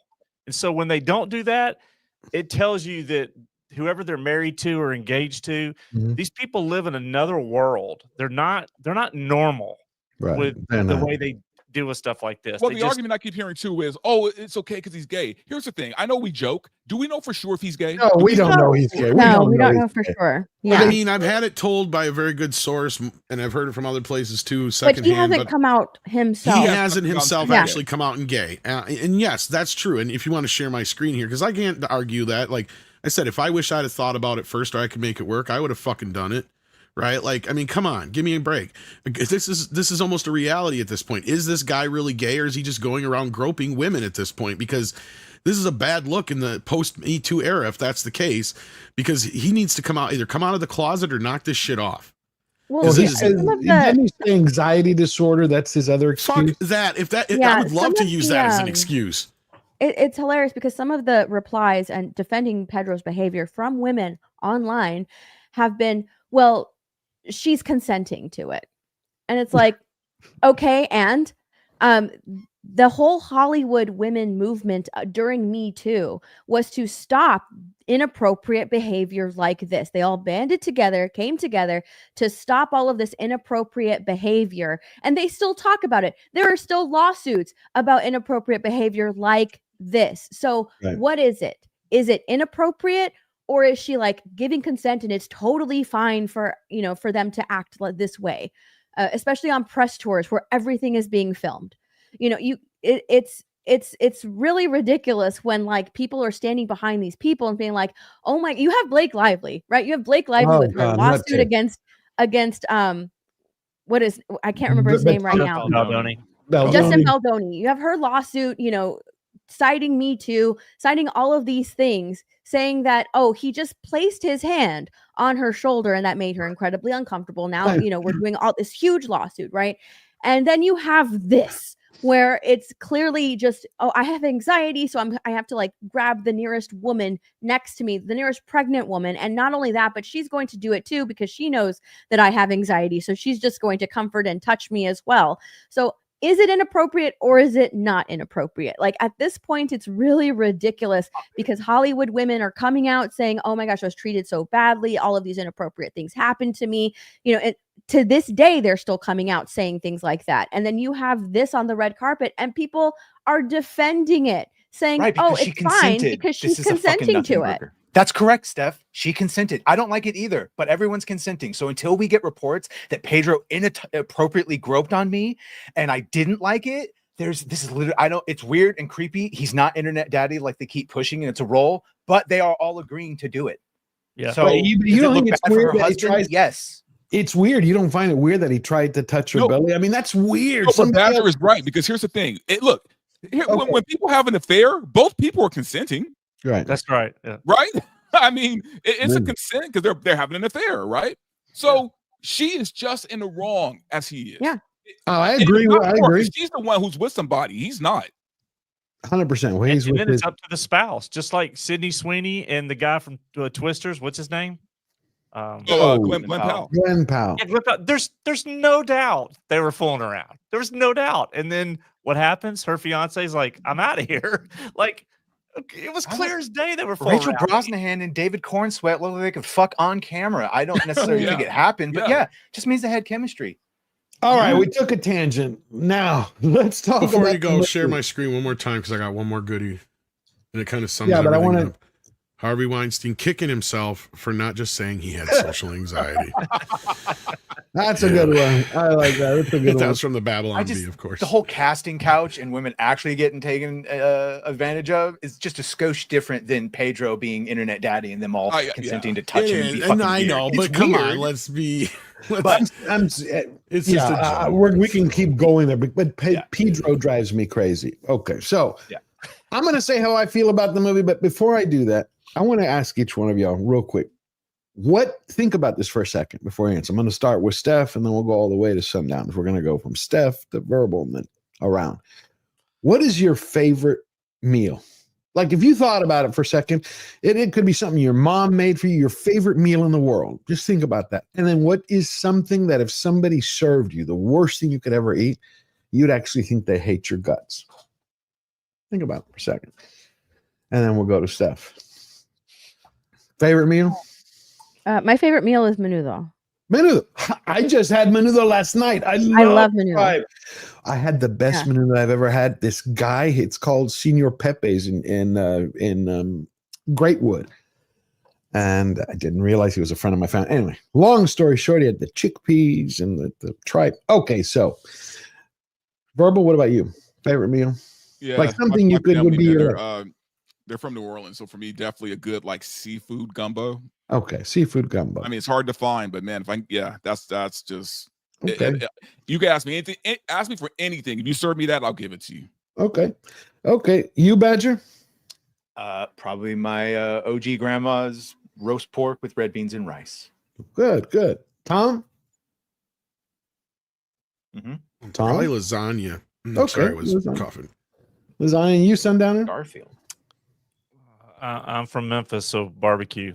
Barbecue. Okay. Nice. Cool. So that's your favorite thing.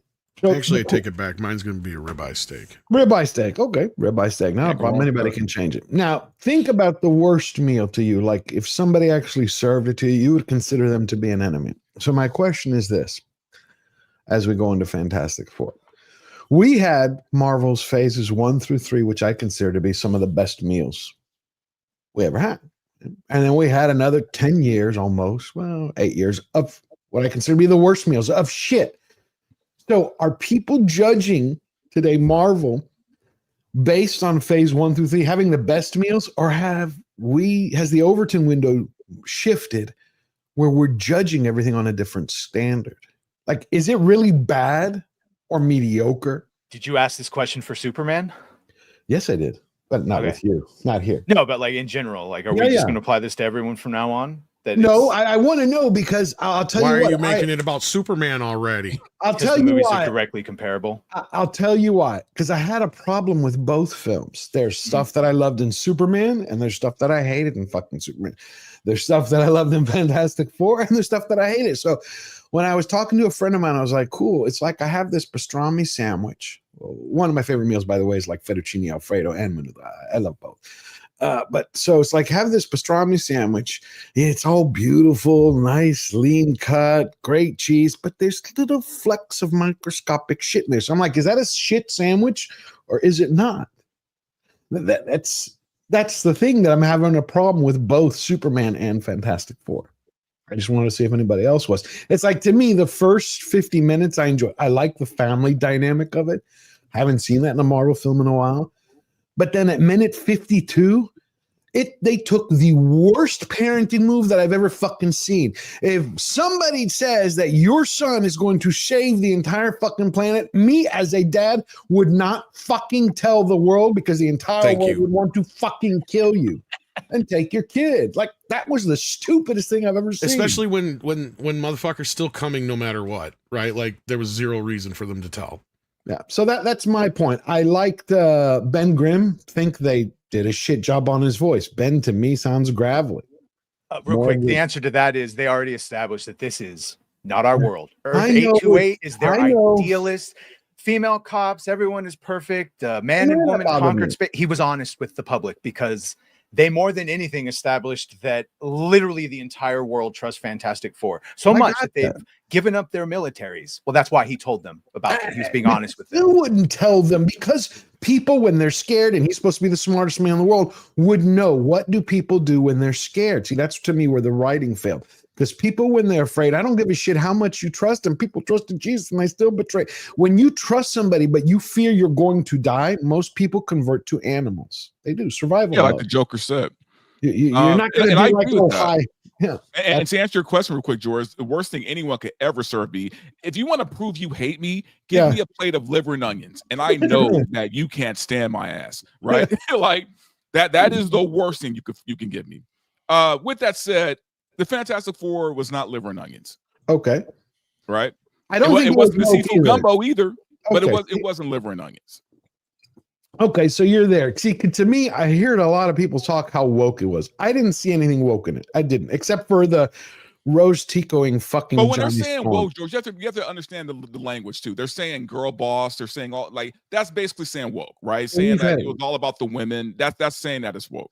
Okay, it's like my biggest gripe was Galactus was underpowered. I thought you don't have a basic universal deity who eats planets, and so I like the first 51 minutes. 52 minutes, it started to shit the bed for me. I did not like. I tried to describe this to people when talking about the Fantastic Four, because I think probably out of everybody on this panel right now, I've probably have read the most Fantastic Four. I'm sure you outside of maybe Badger, but I think I've. By the way, I admit I have far more attachment to Superman and far more expectations and far more knowledge of the world. So all the things that are going to bother you guys did not bother me. I would also ask the people bothered that everyone kind of got depowered. Were you a problem with Superman being depowered? Because again, it's the same. Yes, I didn't like that at all. I hate it. That's just the worry, the story they're telling. The difference is, Superman's powers have been cranked up over the last 20, 30 years too. Well, maybe so have Galactus, and they needed. With that said, Galactus is. a god, basically. He's a god, right? He's basically a force of nature, right? Yeah. The thing about him is that he sees us as literal bugs, right? Yeah. Like he doesn't really care. So people are like, how come he didn't just destroy everything? Because he didn't care about that. He Which wasn't version? even after that. Which version he of was after the Galactus? boy. That's all he wanted. So to us, it was like, who gives a shit about, whether they're attacking me? They can't really do much to me. Outside of that, though, I think the way Galactus was portrayed, was don't get me wrong. I think the Reed Richards thing bugged me a little bit, right? Like it bugged me that he told people that was his, that he was after the kid. But again, to Badger's point, that was a different universe where they were a lot more trusting than we are here, right? And like to our instincts Galactus, here would be more like, oh, I can't tell them shit. You keep calling him a god.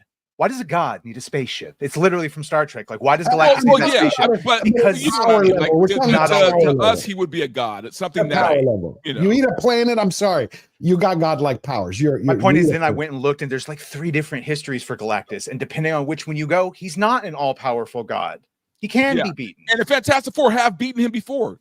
They've beaten him before. So, like, I'll tell you what, I like the scene where Sue is fighting him, because I heard some people next to me were bitching about that. I'm like, you ever seen fucking moms do crazy, like lift cars when their kids are like that? Sue's OP. I believe that. I like that, but yeah, it was an act of desperation. And by the way, she didn't beat Galactus. All she did was she pushed him with pull him back a little bit and push him a little bit. She didn't beat him. Right? Thing was helping. It's not Cope, Tom. You can say they it were instead all of typing helping it in the chat. I mean, and by the way, here's No, the I want thing, y'all for me talk, too, because when I talk, I want to be able to talk. I don't want to be interrupted. for me, I think that the whole thing with Johnny Storm, getting Rose Tico'd I didn't like that. It's the dumbest fucking argument. Because okay, so what? We're supposed to lose Johnny Storm? Want him to die? Yeah. Yeah, we're supposed to lose Johnny Storm with the fucking no, Fantastic Four? write it better. Write it better. I didn't like the writing. That's what I didn't like, the I have writing. a question for anybody who Verbal. You read the comics, and I read some of them, but some of it I can't remember as much. But why did they have this? Ties into the Silver Surfer, right? The Norrin Rad stuff. Why did they have the teacher that formed the relationship with Ben, but it wasn't the Alicia Masters character who was blind? I have no idea. That was a weird choice. Like to just not use because Alicia it ties Masters. into the Like, Silver Surfer. Like the character that's blind, the blind teacher in the comics, ties directly into the Silver Surfer, Norrin Rad, but yet they brought in the girl from American Pie.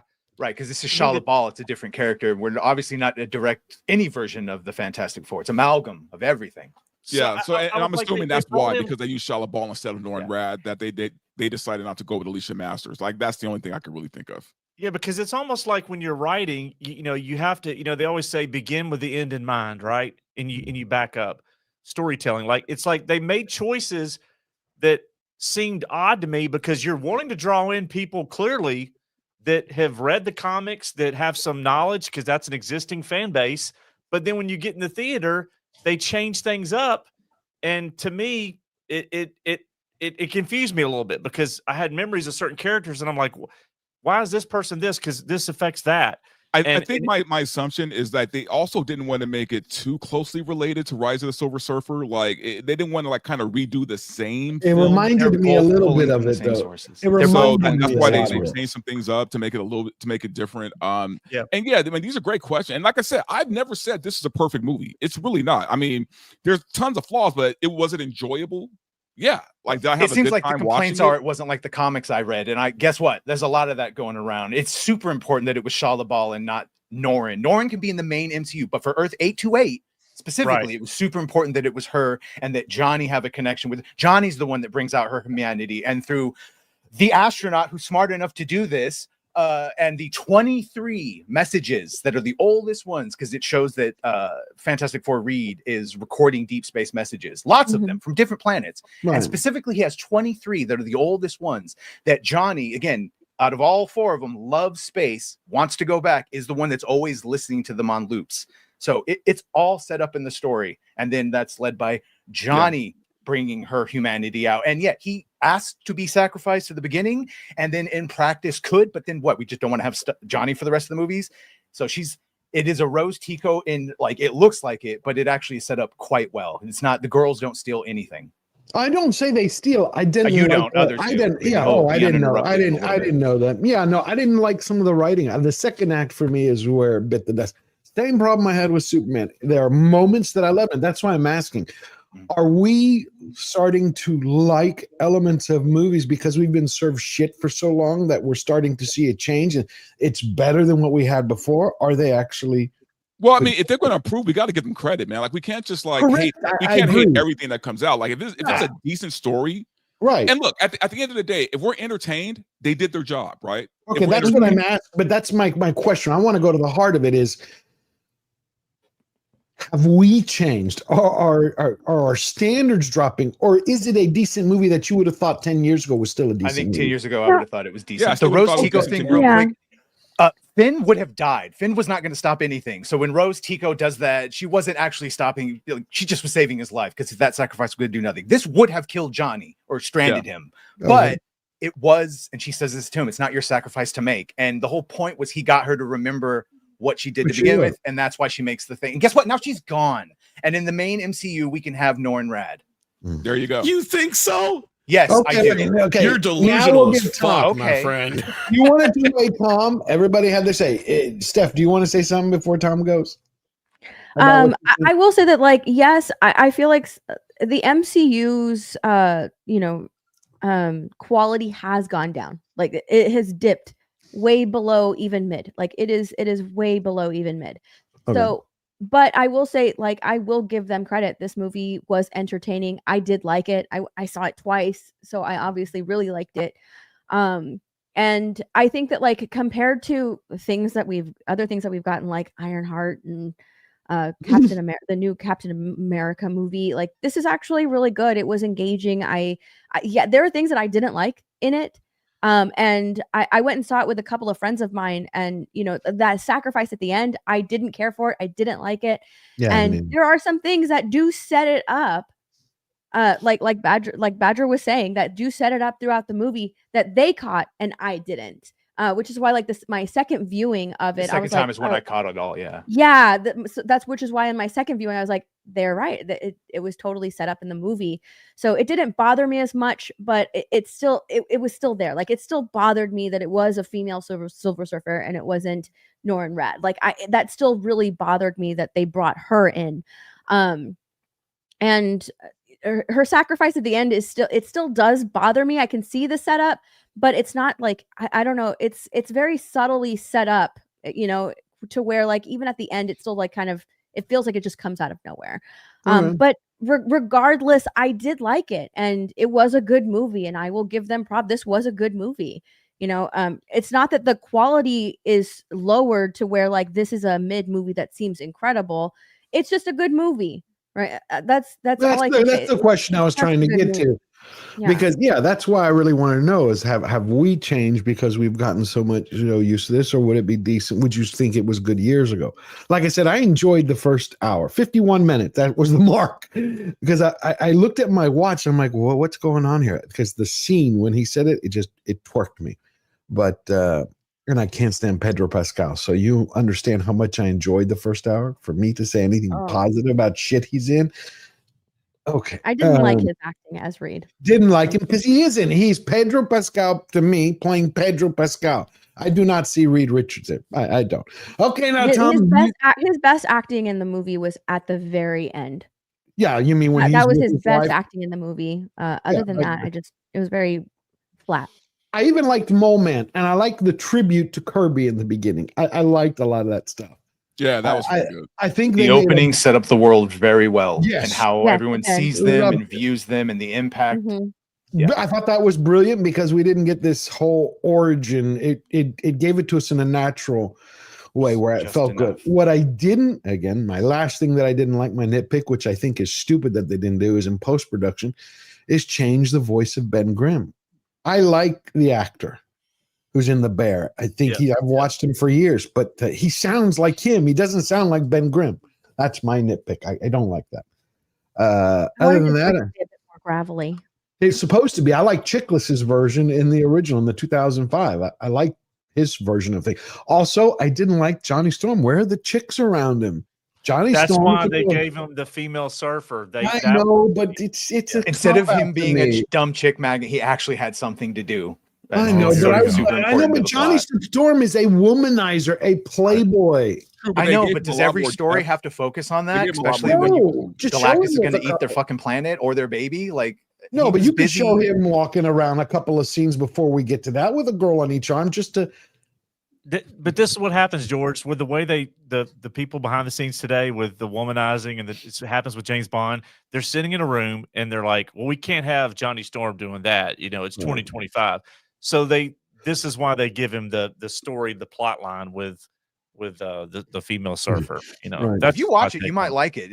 Because he even mentions the Silver Surfer. I know Johnny likes girls. Johnny he mentions it. He's trying to see, fuck the that to Silver me is a Surfer. reason for me to say that they're basically telling you he doesn't have a case of the gays. Because the only other times in the rest of the movie that we get any inclination that he's not gay is some bad ADR in that scene that you just mentioned that was probably in the reshoots. Because that is the only justifiable reason that they changed the Silver Surfer to a woman, is so that they can say, "See, guys, look, see, Johnny still likes women." No, he likes the Silver Literally Surfer. the whole crux of the movie, that instead of the Rise of the Silver Surfer, where there's this weird connection between Norrin and the Jessica Alba Sue Storm. No, there's such a connection between those two. That's it. It's the same fucking movie, dude. I watched them back to back. They're the same fucking movie down to scenes. Okay, and Tom, not you just say story your beats, piece. scenes. Nah, Literal the fucking dollar scenes. hurt you, It's Tommy. also By your You guys definition- went so hard on Superman. I'm gonna go hard on this I'm motherfucking being movie. the exact same. And they're both pulling from the same comic sources. So by your definition, James Gunn ripped off Batman versus Superman because he literally does the same thing, and it's just a besmirchment of Superman. No, there's a and big faking wars. difference. There's a big difference. There's not They're a difference. literally using the same fucking story here. Okay, This wait is a minute. worse Tom than waited. Dark Phoenix. That's a story Hey. from the comic. Wait 1 second. Tom waited for all of us to talk. No, you're right. Tom, Yes, you please go. yell. You have the floor. What do you think about it? All yours. Well, what did I like about it? I liked the aesthetic, although the problem is it felt like the Fantastic Four were in a modern world, but the world outside was the weird, idealized, woke 1960s. And then you have what could be a good story here, but the problem is they started shooting this movie without a finished script, and then they never went and redrafted the script because all the elements are there to make a good movie, even elements to make a reason why the Silver Surfer could be a woman, but because Disney is so inept and they don't know what the fuck they're doing, they couldn't even get this right. Because at the end of the day, it is just, besides the casting, because I liked Ben, thought he was great. Johnny's banter with Ben is great, but outside of that, this is not Johnny Storm. This is some I agree. version of him. They're trying to give him something to do. If anything, Sue should have been the one to figure out the alien language. That way she could have talked to her mother that to could have been mother. girl boss. They could have had a mommy moments at the end. And it would have made more sense because she actually had a child. It makes less sense for Johnny to come and lecture her like a boyfriend and guilt her for something that she already knows, already remembers, and does not give a fuck about. Because as Steph pointed out, she just turncoats at the last goddamn minute. That Because he speech played clips from her whole fucking fuck it, world. I'm not going to. Yeah, because you say dumb shit, and then when people correct you, you No, know, motherfucker! I tried letting you have your fucking talk, and you won't let me talk. So fuck it. Okay, let Tom say what he wants to say. Respond to him afterwards. No, I am fucking done, George. I'm All sorry. right. All respect. I'm not going to keep trying and getting interrupted by him. All right. We'll move on then. What Tom brought up a good point is he was saying that it could have been, in his opinion, it could have been good, and it felt like it was like the script wasn't finished when they were shooting. Well, the same problem seems to be happening with Doomsday. Yeah, but George, the problem with that is people are already calling this a girl boss thing, right? So then if you make it about mother to mother, it's going to be even more women centric. that's what I'm saying. Right? You're making these suggestions, but that would have just been more. And then I don't see a girl boss movie. I don't see a girl boss movie. I don't. I thought it was going to be. Remember, we talked about it the way they were talking about it, and I was worried it wasn't. That part. Yeah, but that's the biggest complaint. People were saying that it's too girl bossy. That Sue and the Silver Surfer beat Galactus, which did not happen. She did not. It was a team effort. I like. It was a team effort, but that no, was the whole point. We're saying You the had to suggestions would make it a girl boss. See, I didn't think it was a team effort. That was one of the things I didn't like about the end part of the movie was I didn't see enough of them working together, like with Thing and like someone said earlier about slingshotting Thing into Galactus. Like I didn't see enough of them, the strength of the Fantastic Four together to fight Galactus. Right? I saw a bunch of individual things going on. But that was one of the things that I was like, what makes them great is what they do as a team. And I don't know. I missed that a little bit. I'm not saying maybe I just didn't see it the right way, but I didn't feel like it was the Fantastic Four, at their best as a team. I thought it was a few individual things going on, and then Johnny saying, "I'm going to sacrifice myself," and there was a lot of individual things going on. Well, it shows Sue pushing him, and then he holds onto a building, and then the thing breaks the struts to move that, and then Johnny blinds him. They tried a little bit. They did a teamwork. I didn't think Reed Richards did well. That's my thing. Galactus was underpowered. I like the first 51 minutes. I've watched it again. Just real quick, I had with Superman. My point was, you can't say that Silver Surfer didn't. This is why I'm trying to correct it. You can't say that Silver Surfer didn't care when we had a whole scene of him playing all the memory clips and her breaking down and crying and flying off, and What are you talking about? Clearly did care. That's what all the playing of the fragments were. Oh. I got to finish my point, so it didn't matter. Okay, we'll finish it if you want. It's up to you. if you No, want. fuck it. I'm done. I'm not going to sit here and keep being treated disrespectfully. Fuck it. Okay. Dude, Tom, nobody's disrespecting you, man. They're just No, it's very but- disrespectful. I gave everybody a chance to talk. I make a point just because Badger doesn't fucking agree with it. He has to jump my shit. I was trying to finish my fucking point. And every time I do this shit with certain people, they fucking do this shit to me and they treat me like my fucking point doesn't matter. And Your points aren't points. They're definitive statements on shit Yes, that's they not are. real. They're my fucking opinion, and I'm telling you what I fucking felt when I watched the goddamn movie, just like you did, and I sat back and let you fucking talk. So fuck off. All right, let's take a breath. I wish I had a joint to pass around to everybody. Yeah, it's like, I mean, it's the same thing that happens when you're on the back porch and you have all your friends around.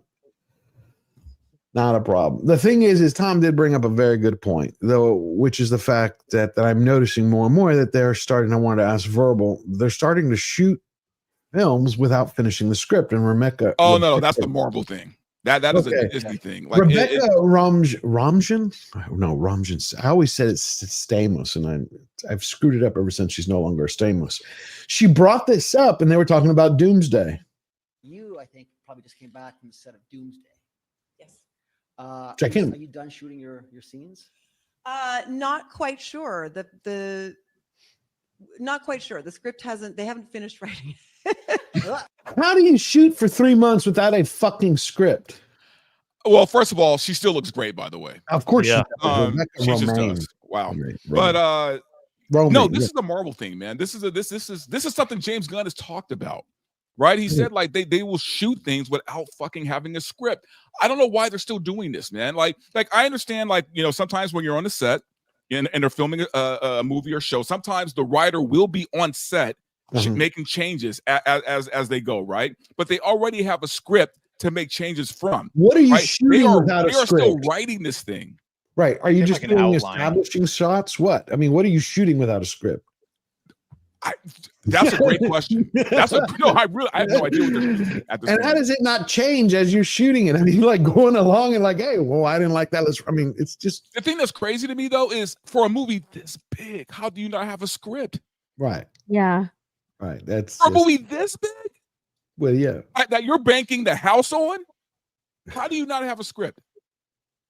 You know, I think that's why that Park Place put out a great article on why we're going to start to see this. They put it out about legacy films which are coming back, but they're doing them in IMAX, and how during the slow seasons for films, and obviously for Hollywood to pick up some extra cash, they're going to start releasing a lot of the legacy films, starting with Castaway, then going to, where was it? It's Castaway, then Interstellar, and there's a whole list of them. Where is it?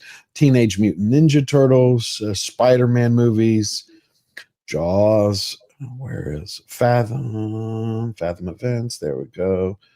Darren Aronofsky's new movie called Stealing a week later. The Teenage Mutant Ninja Turtles movies are coming back for their IMAX redo. The Spider-Man movies are returning.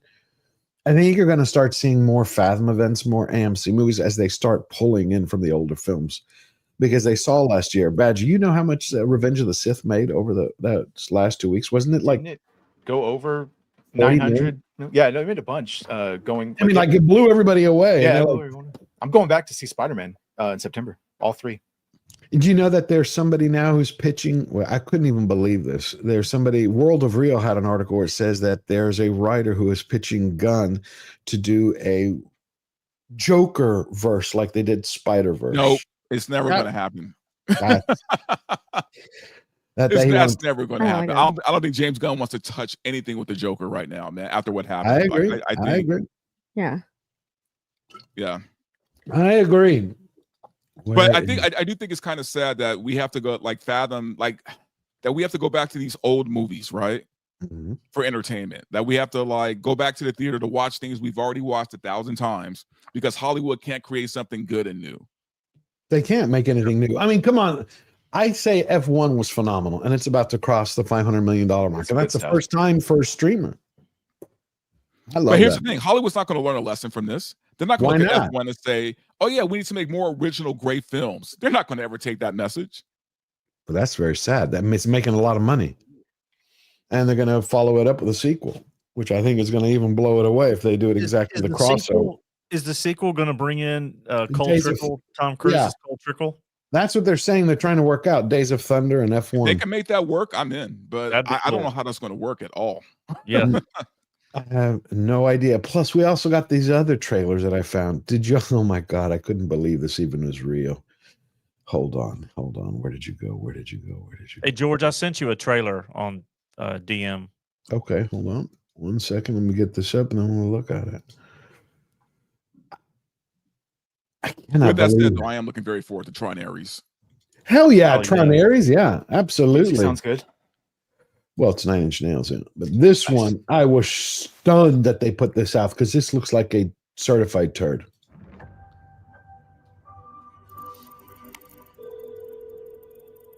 Hey. See, you took the Sunday graveyard shift again. Dad, when's the last time you left the office? That's classified.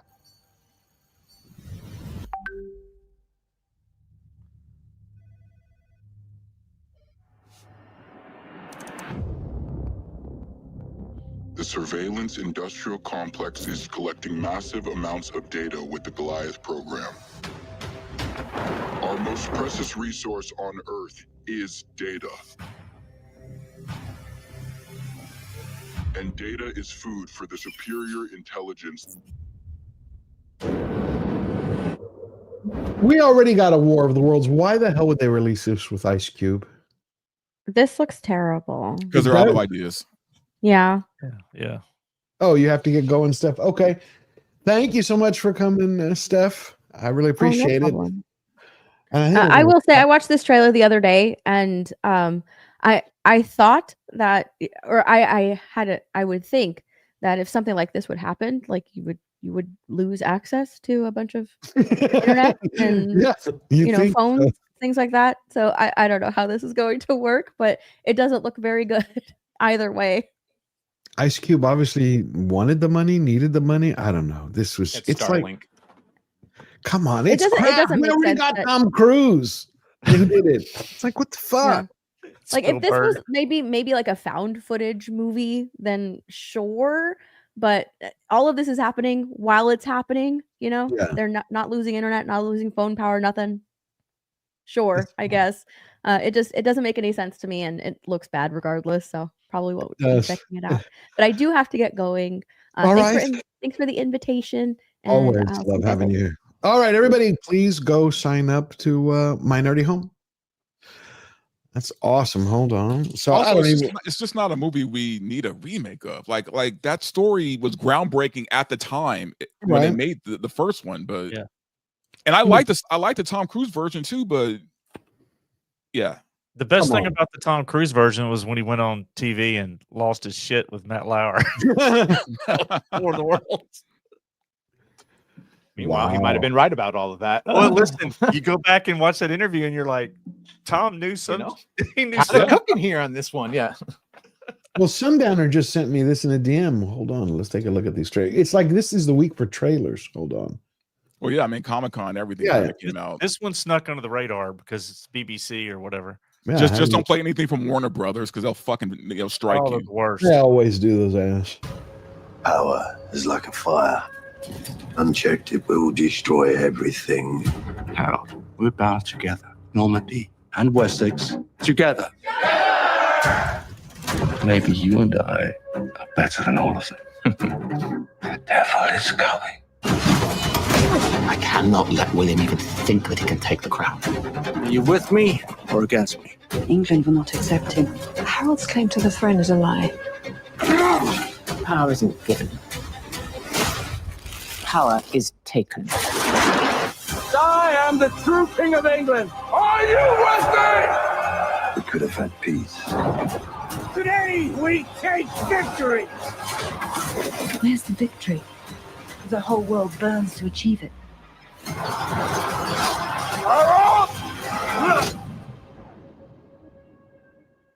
Looks interesting. Was that Jamie Lannister? Yeah. It looked like, yeah. He's playing William of Normandy. Oh, yeah. What do y'all think, chat? Does that look good? The Cult of the John Z. BBC, The Cult of the Vag. It's fun. It does look fun, but there's also this that just came out. We have more trailers. I always enjoy that. Is y'all remember the Spartacus series? Oh dear God, I know what you're about to play. Yes, and this is bad. It's bad. A character who died, and this is supposed to be an alternate timeline. I know, that's ridiculous. Horrible. The House of Asher. How didn't he lop his head off? Didn't the woman lop it off at the end of Spartacus? And I don't know why they chose that 10 years later to bring this is their like, let's start the sword and sandal genre, and then their star. Well, yeah, you'll see. So he must have he's have a studio boss or Stephen the Knight and a picture of him in a ball gag or. Oh yeah, Stephen tonight coming back is their only selling point because he wrote the original. First season 10 season. Yeah, and I still miss the original Spartacus actor who died.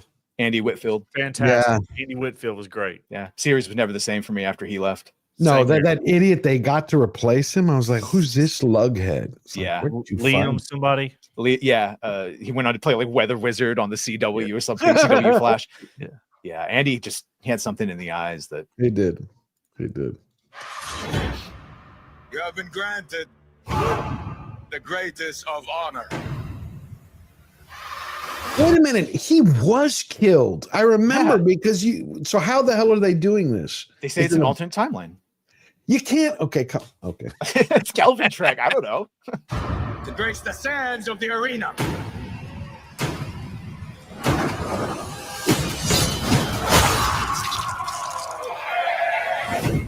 Is there any endeavor that does not find you? Yes! A failure. The house of Asher shall wallow in the dirt. They hold at this house, and we among it are lesser. Who stands to show who we truly are? There is but one. Behold! A sight never before witnessed in the arena.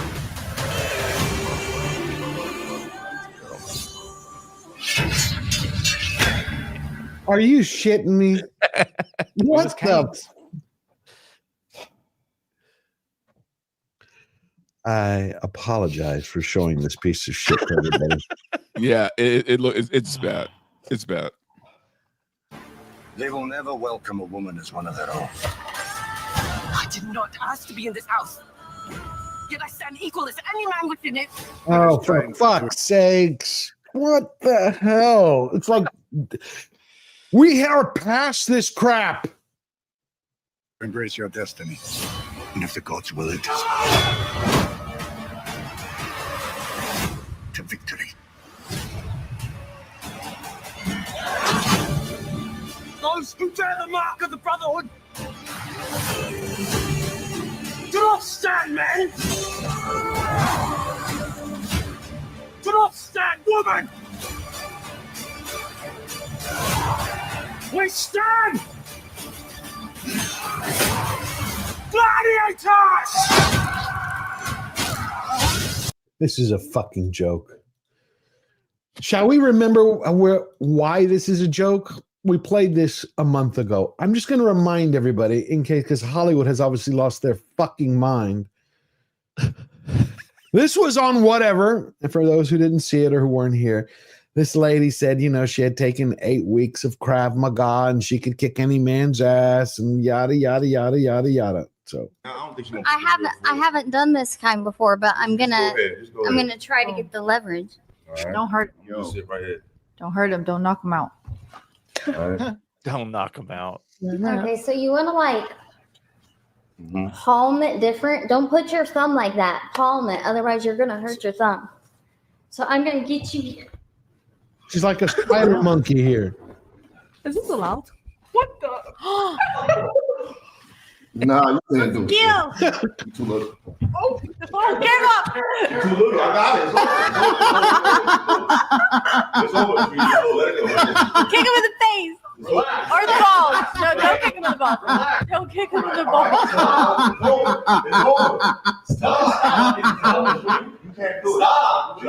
Because that's what would happen in the house of Asher in reality. What happened to Verbal? I was flipping around. He must have had an internet issue. He really doesn't like that show. Damn. The house of Asher. Jesus, there he is. Verbal, I was playing the house of I stopped that crap with the house of Asher, and I showed him the clip that we played a few weeks ago from whatever, when that chick who knew Krav Maga and she jumped all over the guy because she said she was going to take him down, and she was like a spider monkey. Because I'm like, that's exactly what would happen. Anyway. Yeah, yeah. It's crazy.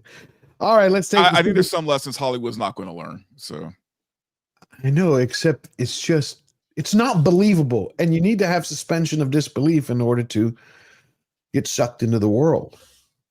Anyway, all righty, Fletcher, bring up the super chats. Let's see what we have. Skull Leader 2016 for $5. Georgia Giant Slayer, progress, not perfection. I agree.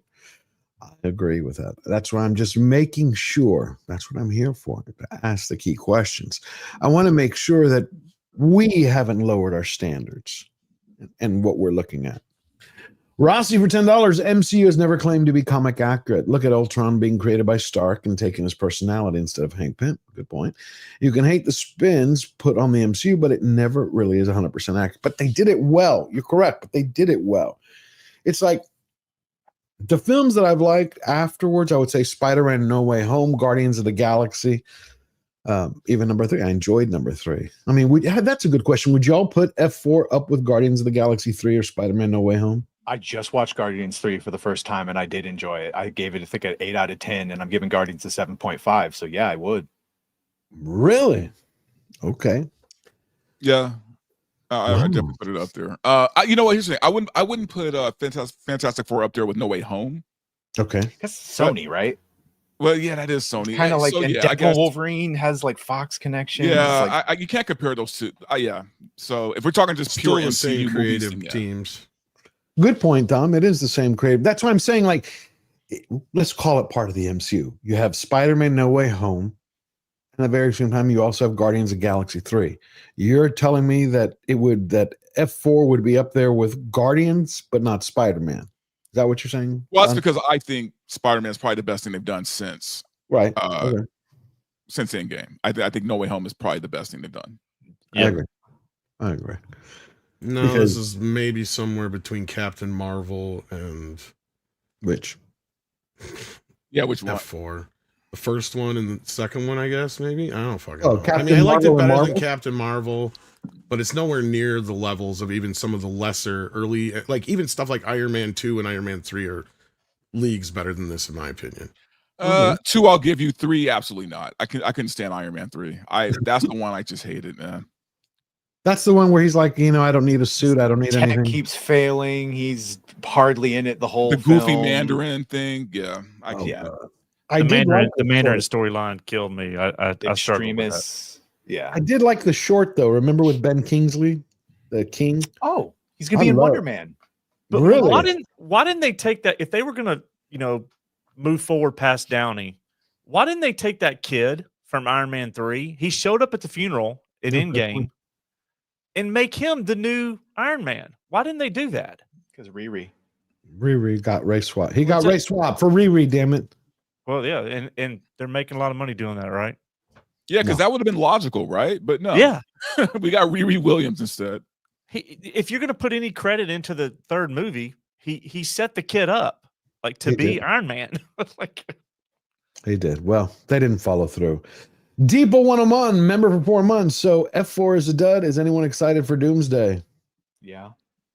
I'm unironically more excited now to see Fantastic Four interact with the Thunderbolts or New Avengers or whatever we're calling them. Do you think Here's a question for you guys. Tom, I want your opinion on this. Who do you think did a better job as director? Matt Shackman for F4 or Gunn with Superman? Just as director. I would go Gunn, but that's because I like Gunn's style. So that's just me. Shackman, I don't know enough of his other stuff to really. A lot of TV. He did WandaVision. Yeah. But he So, doesn't really like, have a film background.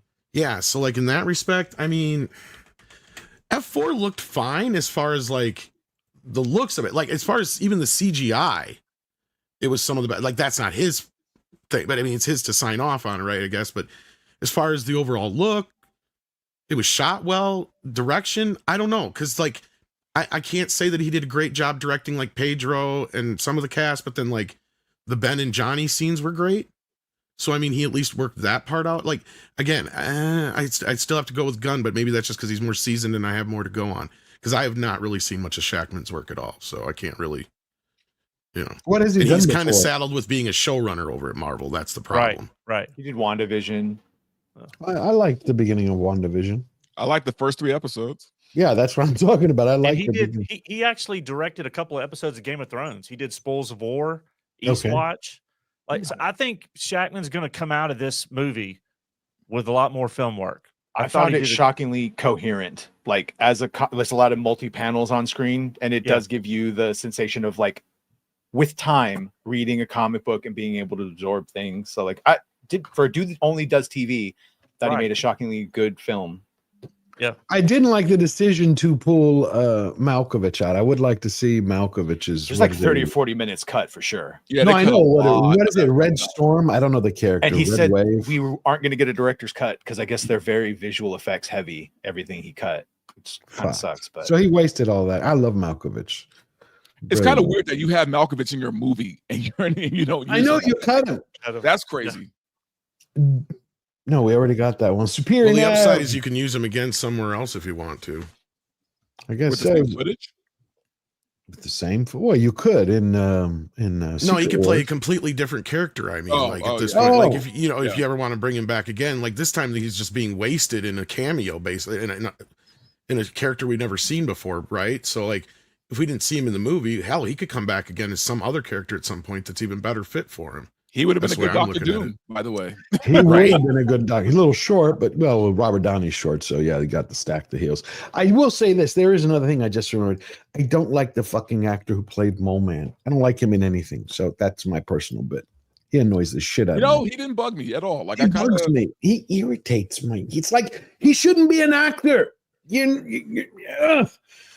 I mean, I've only ever seen him in Cobra Kai. I don't know what else he's done. Oh, but- he was in God, he annoys the hell out of me. Blackbird. Was it called Yeah. Blackbird with Taron Egerton on Apple? Did y'all see that? Oh, Yes. I've never seen that one. I think that's him. He was fantastic in that. Played like a serial killer. Yeah, I don't know. I didn't like him. He's just, there's something wrong with him. I'm judgmental when it comes. I like actors to be like they were in the 80s and 90s. There was a certain stature about them. they don't have that quality of cocaine. They don't look like your next door neighbor. I don't want actors to look like my next door neighbor. I want them to look like they came from fucking Olympus. But They you don't know, allow for too him- many for straight Mole- men in for Hollywood Mole either. Man, for Mole Man, he was fine. Trust me, because Nah, Mole I Man. got- I I actually like liked him Mole better Man. than I thought I was going to, because all the pictures that came out made him look like shit. Yeah. But that He's was also not one a of the throwaway better parts of the character. movie. Yeah. I don't know anything Did a lot about more Mole than I Man. thought they were going to do. Like, so I didn't know about Subterranea. Neither- I don't know anything I about think the Mole only Man. person who would have been better would have been a younger Danny DeVito. Well, that's kind that of what like, it- yeah, I mean, that's kind of what the character is in a way. But like, to me, the biggest laugh I had is when he fucking stole the Pan Am building. That was. Because that is such a Mole Man fucking The thing Jello to do. mold. Like, he Yeah, literally stole a building. Like, Mole Man's one of the goofier Fantastic Four characters, but I don't know anything about it. I don't know I don't want to anything tell about anybody about how he did it because you got to see them, because it's one of the, in my opinion, it was the biggest laugh in the film. The because they're opening going through montage this. is good. And that should have been the movie, right? Like that was my biggest issue. Is like if anything, I would have been more into this movie had it been just a week in the life of the Fantastic Four, and then it sets up for Doomsday. Like we don't always need these end of the world events in every fucking Marvel movie. And look, they did a great job for the most part with Galactus, but we've already had this story before. You wasted him in a position now where you can't use him as a big bad in the future. And the reason I say that is because I have no problem with the Fantastic Four of defeating him. That's not my problem. The problem you set up now is that there's no reason for you to get the Avengers together to beat him because we know that the Fantastic Four can beat him. Right? So he's not a Thanos level threat now at this point. He's just another bad guy like the Joker or one of those other, because like he's just there now. Even when he does come back, it's not going to matter. So at this point, I'm more upset that they wasted somebody who could have been an entire phase of Marvel setting up through the Fantastic Four. And you also got zero from Doom, right? Look, I know we're setting up for Doomsday, but I feel like we're setting up for the same fucking story we just had here because Doom clearly wants that baby. So we're going to get the same plot again, instead of it just being the Fantastic Four trying to defend their child. They're going to have to call on the help of our Avengers and the X-Men to help defend their child from Dr. Doom and whatever threat he has as far as a level, right? Like that's where we're getting with this. And it's like more of the same recycled bullshit when we have, and that's why I was comparing it to the Phoenix Saga, because there's so much shit in the Marvel universe they have yet to even tap, right? Like they've got barrels of untapped shit that's just sitting in warehouses going, why aren't we touching this when we've already had this story before? We've already had these other stories 3 times over. Why are you using these shit characters, right? Like I would love to have seen a whole movie of the Fantastic Four where it's just a week in the life of them. The first day they're fighting that kaiju monster thing we saw. Then they're dealing with Mole Man stealing the Pan Am building. Then they're dealing with the Red Ghost. You just want a series of events. And then no, not necessarily. I mean, it does lead up to something with like, Sue finding out she's pregnant. And then you have all these big questions of, is she going to have a problem with the pregnancy? See, that was the stuff. The first half of the film, I thought set up a better film than what we got in the second half. And the elements are there. They just were put down in the wrong order, because your problem you've got a bad guy who just could do anything he wants at any point, and the motherfucker slows down at Jupiter just to give them enough time to pull off what was the stupidest plan in history, because Silver Surfer come down and fucked it up on him anyway, and then they finally get the plan they should have had in the first place, right? See, that's the thing with this movie, is it's supposed to be about the smartest people in the Marvel universe, but they make some of the dumbest fucking decisions.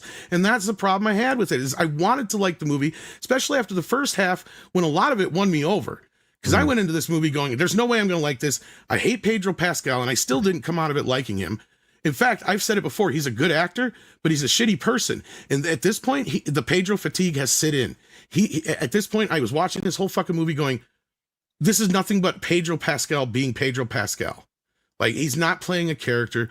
Krasinski would have done much better with this material. You didn't even really have to change much. He just would have done better. It just, something about Pedro in this role didn't fucking work. And because of that, I felt like, I don't know if Vanessa Kirby wasn't working or if it was just because they didn't have the chemistry there. Because otherwise I'm sitting here going, she's just kind of being there. And then she has nothing to do, where they forced the Silver Surfer thing on him. And that's what I was trying to say, is it feels like they're just doing that so they could say what they were saying before with, oh, look, he still likes women. See, he likes the Silver Surfer, even though we haven't shown you and any of the point in the movie, him liking any other girls, talking to any girls, like George said, or even like in the original Fantastic Four from 2005 or 6 or whatever it was. 2005, yeah. One of the best scenes in the movie is when they're quarantined, right? And you get so much about who Johnny is in just one scene, because all of a sudden Ben turns around and on TV, here's Johnny doing an exports thing with the motorcycle and got girls all over him. And he's like, Johnny, that was literally just what, a 2-minute scene. And that told us everything we need to know about the character. Okay, the reason I interrupted is you talk for 5 minutes at a time, and I don't even remember the original point I wanted to counter. Like, that's fine. That's it's all right. I waited for you to make your points. I was trying to make my point on what I liked and what I didn't like. And that I was just saying they could have justified the female Silver Surfer had it been Sue instead, because she's had a baby, right? Galactus wants that baby, right? Just like Galactus wanted the planet that Shala Bal gave up, and her daughter that she gave up. And at that point, I felt it would have made more impact on everybody in the story had it been a mother to mother holding onto her child going, I'm not going to give up my child for you or anybody else, even this world. So we need to come to some kind of conclusion here. And I know what you gave up. You gave up the same thing that you're asking me to give up. Like, that's all they had to do. Instead, it came off as a scene of like an ex-boyfriend who's catching an ex like cheating and like, see, you're a bitch and you should feel bad. And that's kind of the way it fucking came off. And that's why, even though she had that emotional break, it didn't fucking resonate with me, because I'm like, Johnny's not the guy who should be doing this. Right. Johnny should be helping doing other things. And that's where the ending fell apart for me too, because at no point did I feel like the Fantastic Four worked together as a complete unit. It was always either one or the other, or two or three doing things here and there. And they always went out of their way in the other films to make sure that you felt like the Fantastic Four were working together. Like, you even literally had in Rise of the Silver Surfer where Johnny takes on everybody else's powers to defeat, you know, the Doom in Galactus form or whatever. So like, and I agree, like, Rise of the Silver Surfer is a dumber movie by far. This movie probably handled the story better, but it felt like the elements were so out of place that it was like, what were you thinking? Because you're lucky that he was nice enough to slow down and didn't care and wanted to actually make a deal with you. Because why would he make a deal? He just take the fucking baby and take Earth. He doesn't give a fuck. Like, all right. Well, you got. That was my point I was trying to make. There you go. Since Superior Nav paid for it, you got it. All right, Superior Nav. There's more I could go on for hours about this movie, but I don't care enough. Good. I'm glad people liked it. I just wish people would have let me like Superman, and then I'd be more likely to be like, you know what? I'm glad you liked the Fantastic Four. I didn't like it so much. That's the part. No one stopped you from liking it. Yeah, well, you just got upset like that people like Fantastic Four more. That look, I wanted to like Superman too. Then I could say the same thing about you, because that's when you interrupted me, Badger. That's the whole fucking point. I made the point to begin with to let everybody fucking talk, and I specifically said it knowing you were going to fucking interrupt me. I can respond now. The reason I interrupt you is you say objectively false things, i.e., she's a piece of shit. She didn't care when they clearly showed you in the scene that she did care. So you cannot like the way it's depicted, but they did show you that she cared. So when you say factually incorrect things, I like to correct it because I never said she didn't care. Roll back the tape, but it's okay. You don't care enough to talk about this. Either way, I think your choices of like, let's have Sue be the one that talk her down, let's have Sue be the one to decode, that would have unironically turned into a girl boss movie. Johnny doesn't need to be chasing bitches all the time. In this particular movie, finally there was a movie with stakes. Finally the humor was in between the teams and didn't regress super serious moments with a dumb joke that didn't land. Johnny wasn't making F fingers with his flames. I hate to use it, but it sounded like this was a movie for adults, and the kids that just wanted one thing to happen after the other. Great. But I finally got what I wanted, and oddly enough, at the end of the day, I felt hopeful at the end of it. Well, that's how I felt about Superman, and you were fighting with me about that. So I was just making my point. Right. I let you talk. I think the reality is there's movies for everyone. This is something Badger respected. Tom likes Superman. That's it. We all have our taste. My camera has fucking shit the bed. But by the way, it's okay to like both. I give Superman a 6 out of 10. That's not meaning it's bad. It's okay to like both films. You can. Personally, to me, I found things that I liked about both, but I'm still battling. I'm still battling the fact that I found flecks of shit in my nice pastrami sandwich, and I don't know how to judge that. It's also fair to say that we're tired of seeing Pedro Pascal in every fucking movie. I am. Right? You know, I am. I'm waiting for the movie to come out in 2030. Pedro Pascal stars in Pedro Pascal, playing Pedro Pascal, shot by Pedro Pascal, written by Pedro Pascal, fucked by Pedro Pascal as he fucks Pedro Pascal. I mean, like, come on. Enough of Pedro. I will say. Well, sadly, I think this movie did just well enough that we're probably going to see him a lot more. Unfortunately. Pedro is the bandit in Smokey and the Bandit reboot. Please don't. Yes, you know they're going to try to do that. Right. No, don't give him any ideas. Don't give him any. Walter White Walker for $2. Score is the best comic book movie score since OG Soups. It's like, I really like Corn Sweat. I love Corn Sweat as Superman. Okay, I do. He has that spirit for me. I don't like James Gunn. I don't. I never have. I like some of his films, but I don't like James Gunn. But I enjoyed moments of Superman. Like I saw it 3 times, but then there are moments I didn't. So I'm trying to qualify. What do you call that when you like something but also dislike it? Is that a shit sandwich, or is it like I haven't found the right word? No, dude. Here's the thing. Some of my favorite movies in the world, I can critique it and tell you what's bad about them. Mm-hmm. Yeah, but I'm trying to find a way So can to I. judge That's it. not the You point. can acknowledge what's bad, but it doesn't mean you don't love it anyway. Okay, Alec Baldwin's finger. like Hey, it. man, you're out of jail? Oh, you never went to jail. It's okay. Never went to jail. I know. I was playing his finger. Well, his finger pulled the finger. Anyway, Alec Baldwin's finger for $100. Never pulled the trigger. Even with all my hatred for Pedro, F4 was a better and more enjoyable film. So, well, you put your mind out. I have never had. I wish you could see my fucking face. $100 super chat. This is a first. Oh, you got a red boy from? Yeah, no, absolutely. I don't like it. So, again, I'm going to repeat this when I get the new camera in because this is cool. Thank you, Alec Baldwin's finger. Did you, by the way, happen to see Alec Baldwin, that little video clip from 6 weeks ago where he was acting like a puppet because everybody says he's his wife's puppet after she basically told him to shut up? I did not see that, but Jesus Hilarious. Hold on. Oh, no. You got to see this. This is for Alec Baldwin's puppet. Hold on. Alec Baldwin's finger. Hold on. Alec Baldwin. It's hilarious. Puppet video. I feel like Alec Baldwin is like literally the definition of bad karma, man. Like this guy did so much garbage when he was younger, man, and now it's like just all coming back on him.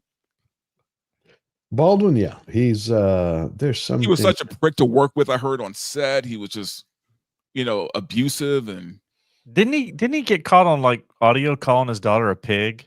oh yeah, Yes, there's he that. did. Jesus You're Christ. a nasty little pig, he called her. Like what the hell's wrong with you? Who tells that It to was a something over. 12-year-old?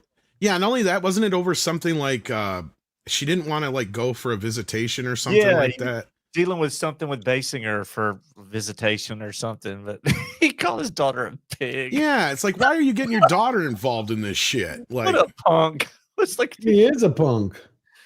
dude. That's why no one has sympathy for his like all the shit he's going through, man, because of all the things he's done, dude. It's like, well, the only thing I did think he was cool is that because he had this thing for a while where he was constantly beating the hell out of paparazzi. I thought that was kind of funny. But Okay, I'm gonna have to reboot. There's something wrong. Dante, will you read some of these super chats? I have to come right back. Hold Alec Baldwin's finger because it's not my camera. There's something wrong with the PC.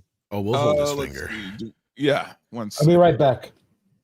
All right, here we go. So this is from hold on, now my Says Walter White Walker for $2. You know what? Yeah, go had ahead, fun Tom, because I might with Happy Gilmore 2. There you go. I watched the first half. I haven't got a chance to finish it yet. It I watched got better as it went along. What did you think? You have to go in knowing that it's Happy Gilmore 2. I think if you leave look, Happy Gilmore was originally funny, right? It was dopey, but it was original.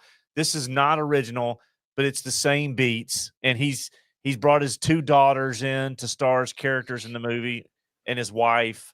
And so, it's Sandler having a good time with the people that he hangs out with every day, man. And he's, like usual, like all his other movies, basically. Yeah. Except for Uncut Gems. Yeah.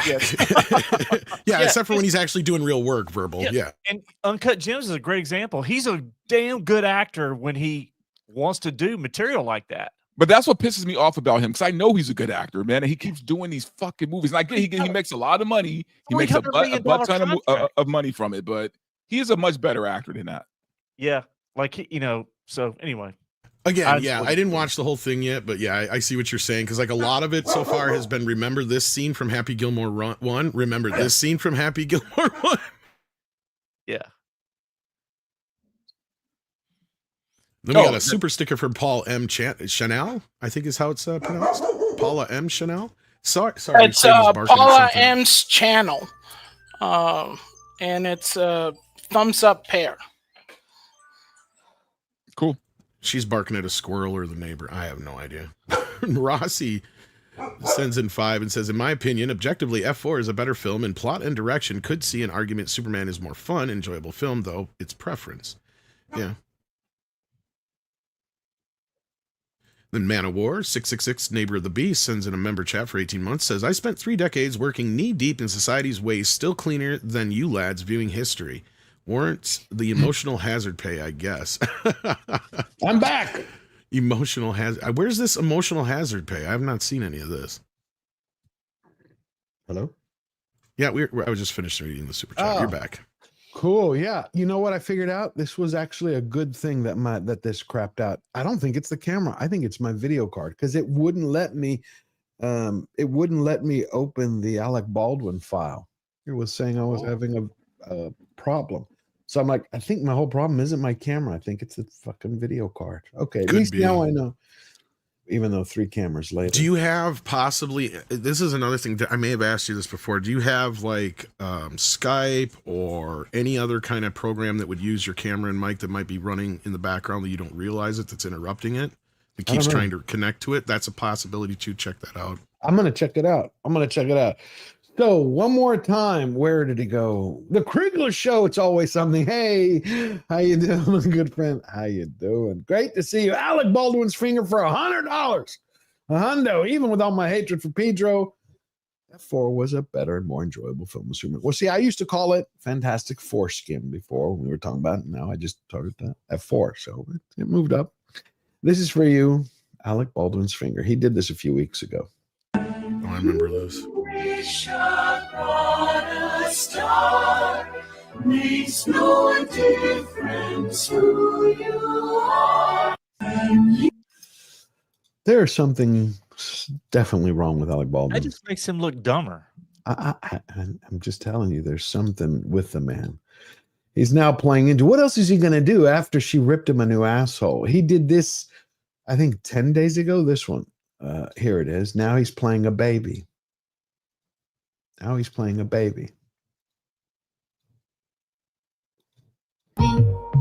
to me, sing to me. Is he having a breakdown? Is that what's happening here? He must be.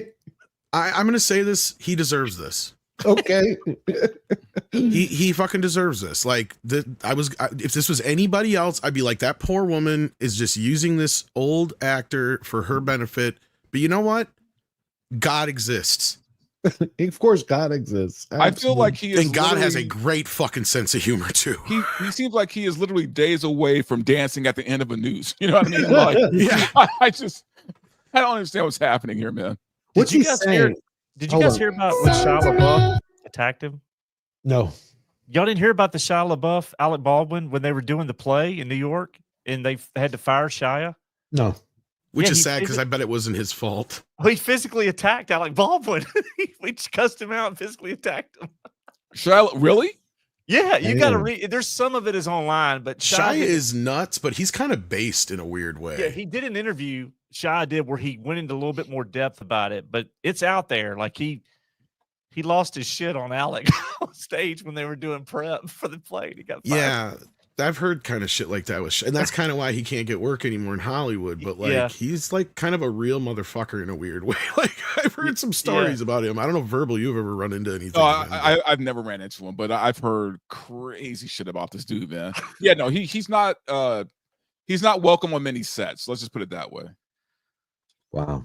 Like, I don't know if he thinks he's the modern Andy Kaufman or what. Like, he just... Well, it's better than Baldwin. I'm assuming what happened and what no one's talking about is he is one of those Disney kid actors. Something might have happened to him. You know what I mean? Yeah. It might be an Amanda Bynes situation. He was also a Spielberg kid in a way too, if you think about it. You think he got diddied? I look, man. Here's the thing. I think the majority of those kids got diddied, especially back in that time. You know what I mean? Maybe that's it. Maybe that's how Ice Cube got the War of the Worlds. He has Diddy's videos. There's no other explanation how they made that fucking. I mean, like Diddy said, hold on to these, and oh Lord, he turned to a studio. He would have got a much better film if that's the case. Honestly, I don't know. I think I don't know. Ice Cube seems like I don't know if he would do that. I mean, he's pretty based, actually. Yeah, I was gonna say. I know you're joking, but like I'm trying. No, I don't think he would. How do you put out such a crap movie like that? Money. I know, but it's shit. You got to remember, George. Like Ice Cube is kind of low key fucking canceled still too because he's somewhat conservative. Because he had the balls to meet with Trump during 2016 2016. And not only that, didn't he refuse to Or do the jab 2018, and I'm some sorry, other shit around like that that time. too? Yeah. But he offered Obama the same thing. He got before. canceled by the black community because he met with Trump, and ever Doesn't since matter, then, George. Hollywood is, kind of treated him like He shit. ain't gonna be in 23 Drum Street, let's say. All right. Well, my they camera's made causing one. my camera's causing problems, so we're gonna start to wrap it up here. So, what's next? What's the next MCU film? It's Doomsday, right? Spider-Man, actually. Could be Not till Spider-Man. Spider-Man, yeah. And then Doomsday's after Spider-Man, yeah. If they even finish Doomsday. Supposed to be street level. John Barenthal's going to be in it. I don't know what capacity. I mean, Punisher, but like if it's a team up or he's just going to show up and do the Civil War thing where he finds Spider-Man all beat up in the sewers and helps him for a minute and gives him a pet talk. But yeah, Spider-Man. Okay, I'm looking forward to that. Have you heard And then the anything- Wonder Man TV show.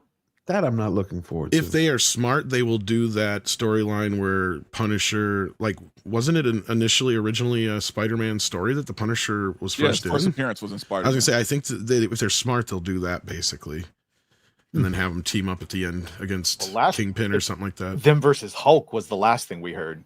But with That's Ruffalo a and clause. stuff. I don't know if they could. You got two. So you think there's going to be a sequel to F4? No, well, not a direct one for a while. I don't think. I'm just curious. I don't know the numbers. Like I don't know where it's. I looking think at. that the they're next time so we see wrapped them up. will be in Doomsday. Exactly. I Yeah, know they're so that wrapped next up in time. that. I understand that. I'm talking about the numbers. Does anybody have the numbers for where it's looking? Like at what is it going It's to top out? just at? below 6, 7? Superman. 118. No, I'm talking about long term. Is it looking to hit 600 million, 500 million? Not so likely because it took a nosedive on Saturday at 42%. Really? Because Yeah, it came in just shy of Superman because it started out hotter than Superman, but then fell off. So we'll see this. You really got to wait till the second weekend. If the fall off isn't as bad, like Superman was unprecedented, because normally even the best of Marvel films fall off at like 60%. Superman only did 52%. So this one, I wouldn't be surprised if it still goes down at least 60%, but we'll have to see. Okay. All right. 218 worldwide, yeah, and 114, I think it is domestically. Badger, what do you think? You think this will make its money and then make a profit? I think it'll make its money back.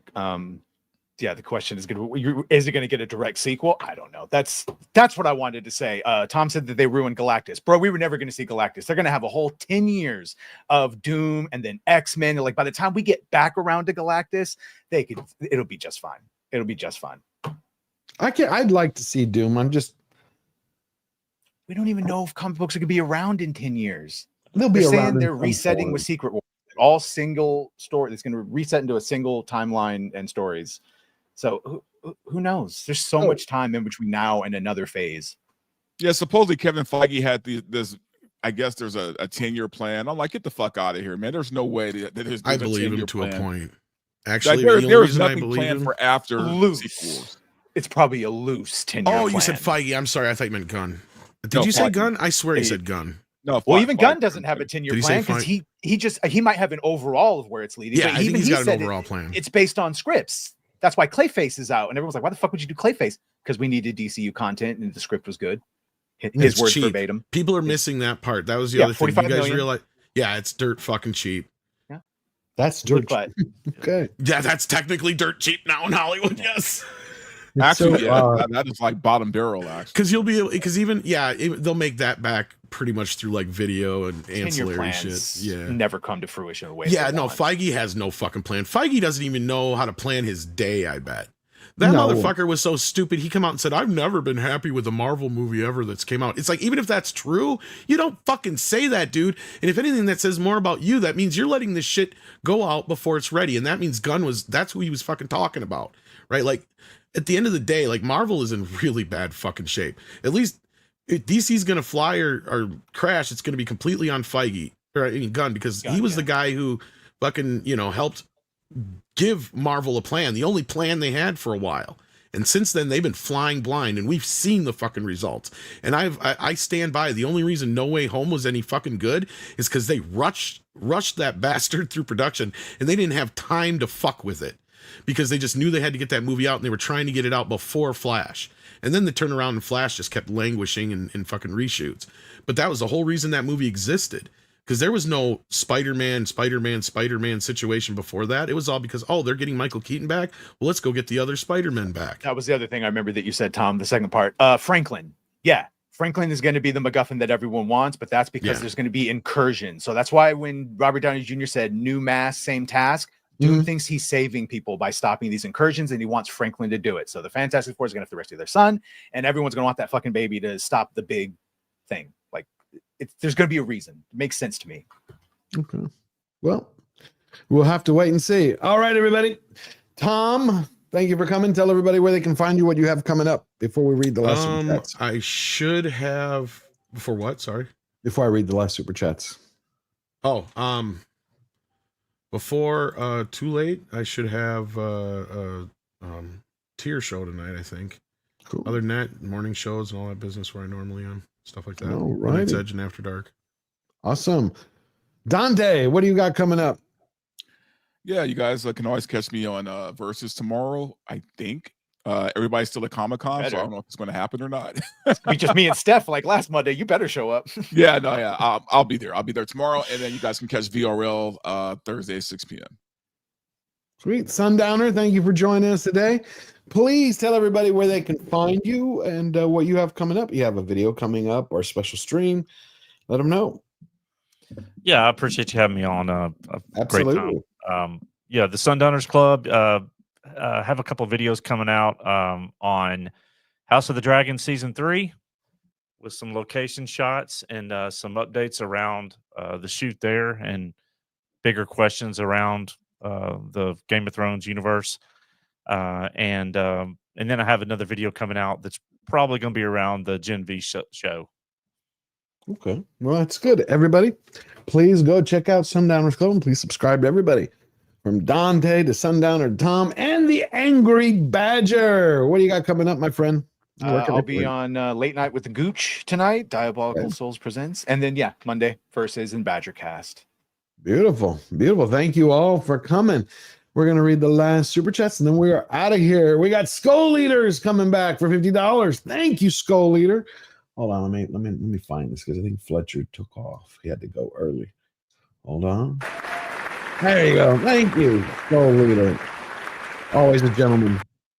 Superman's slogan, truth, justice, and the American way. The American way is both an inspirational and aspirational ideals that are defined in the U.S. Constitution.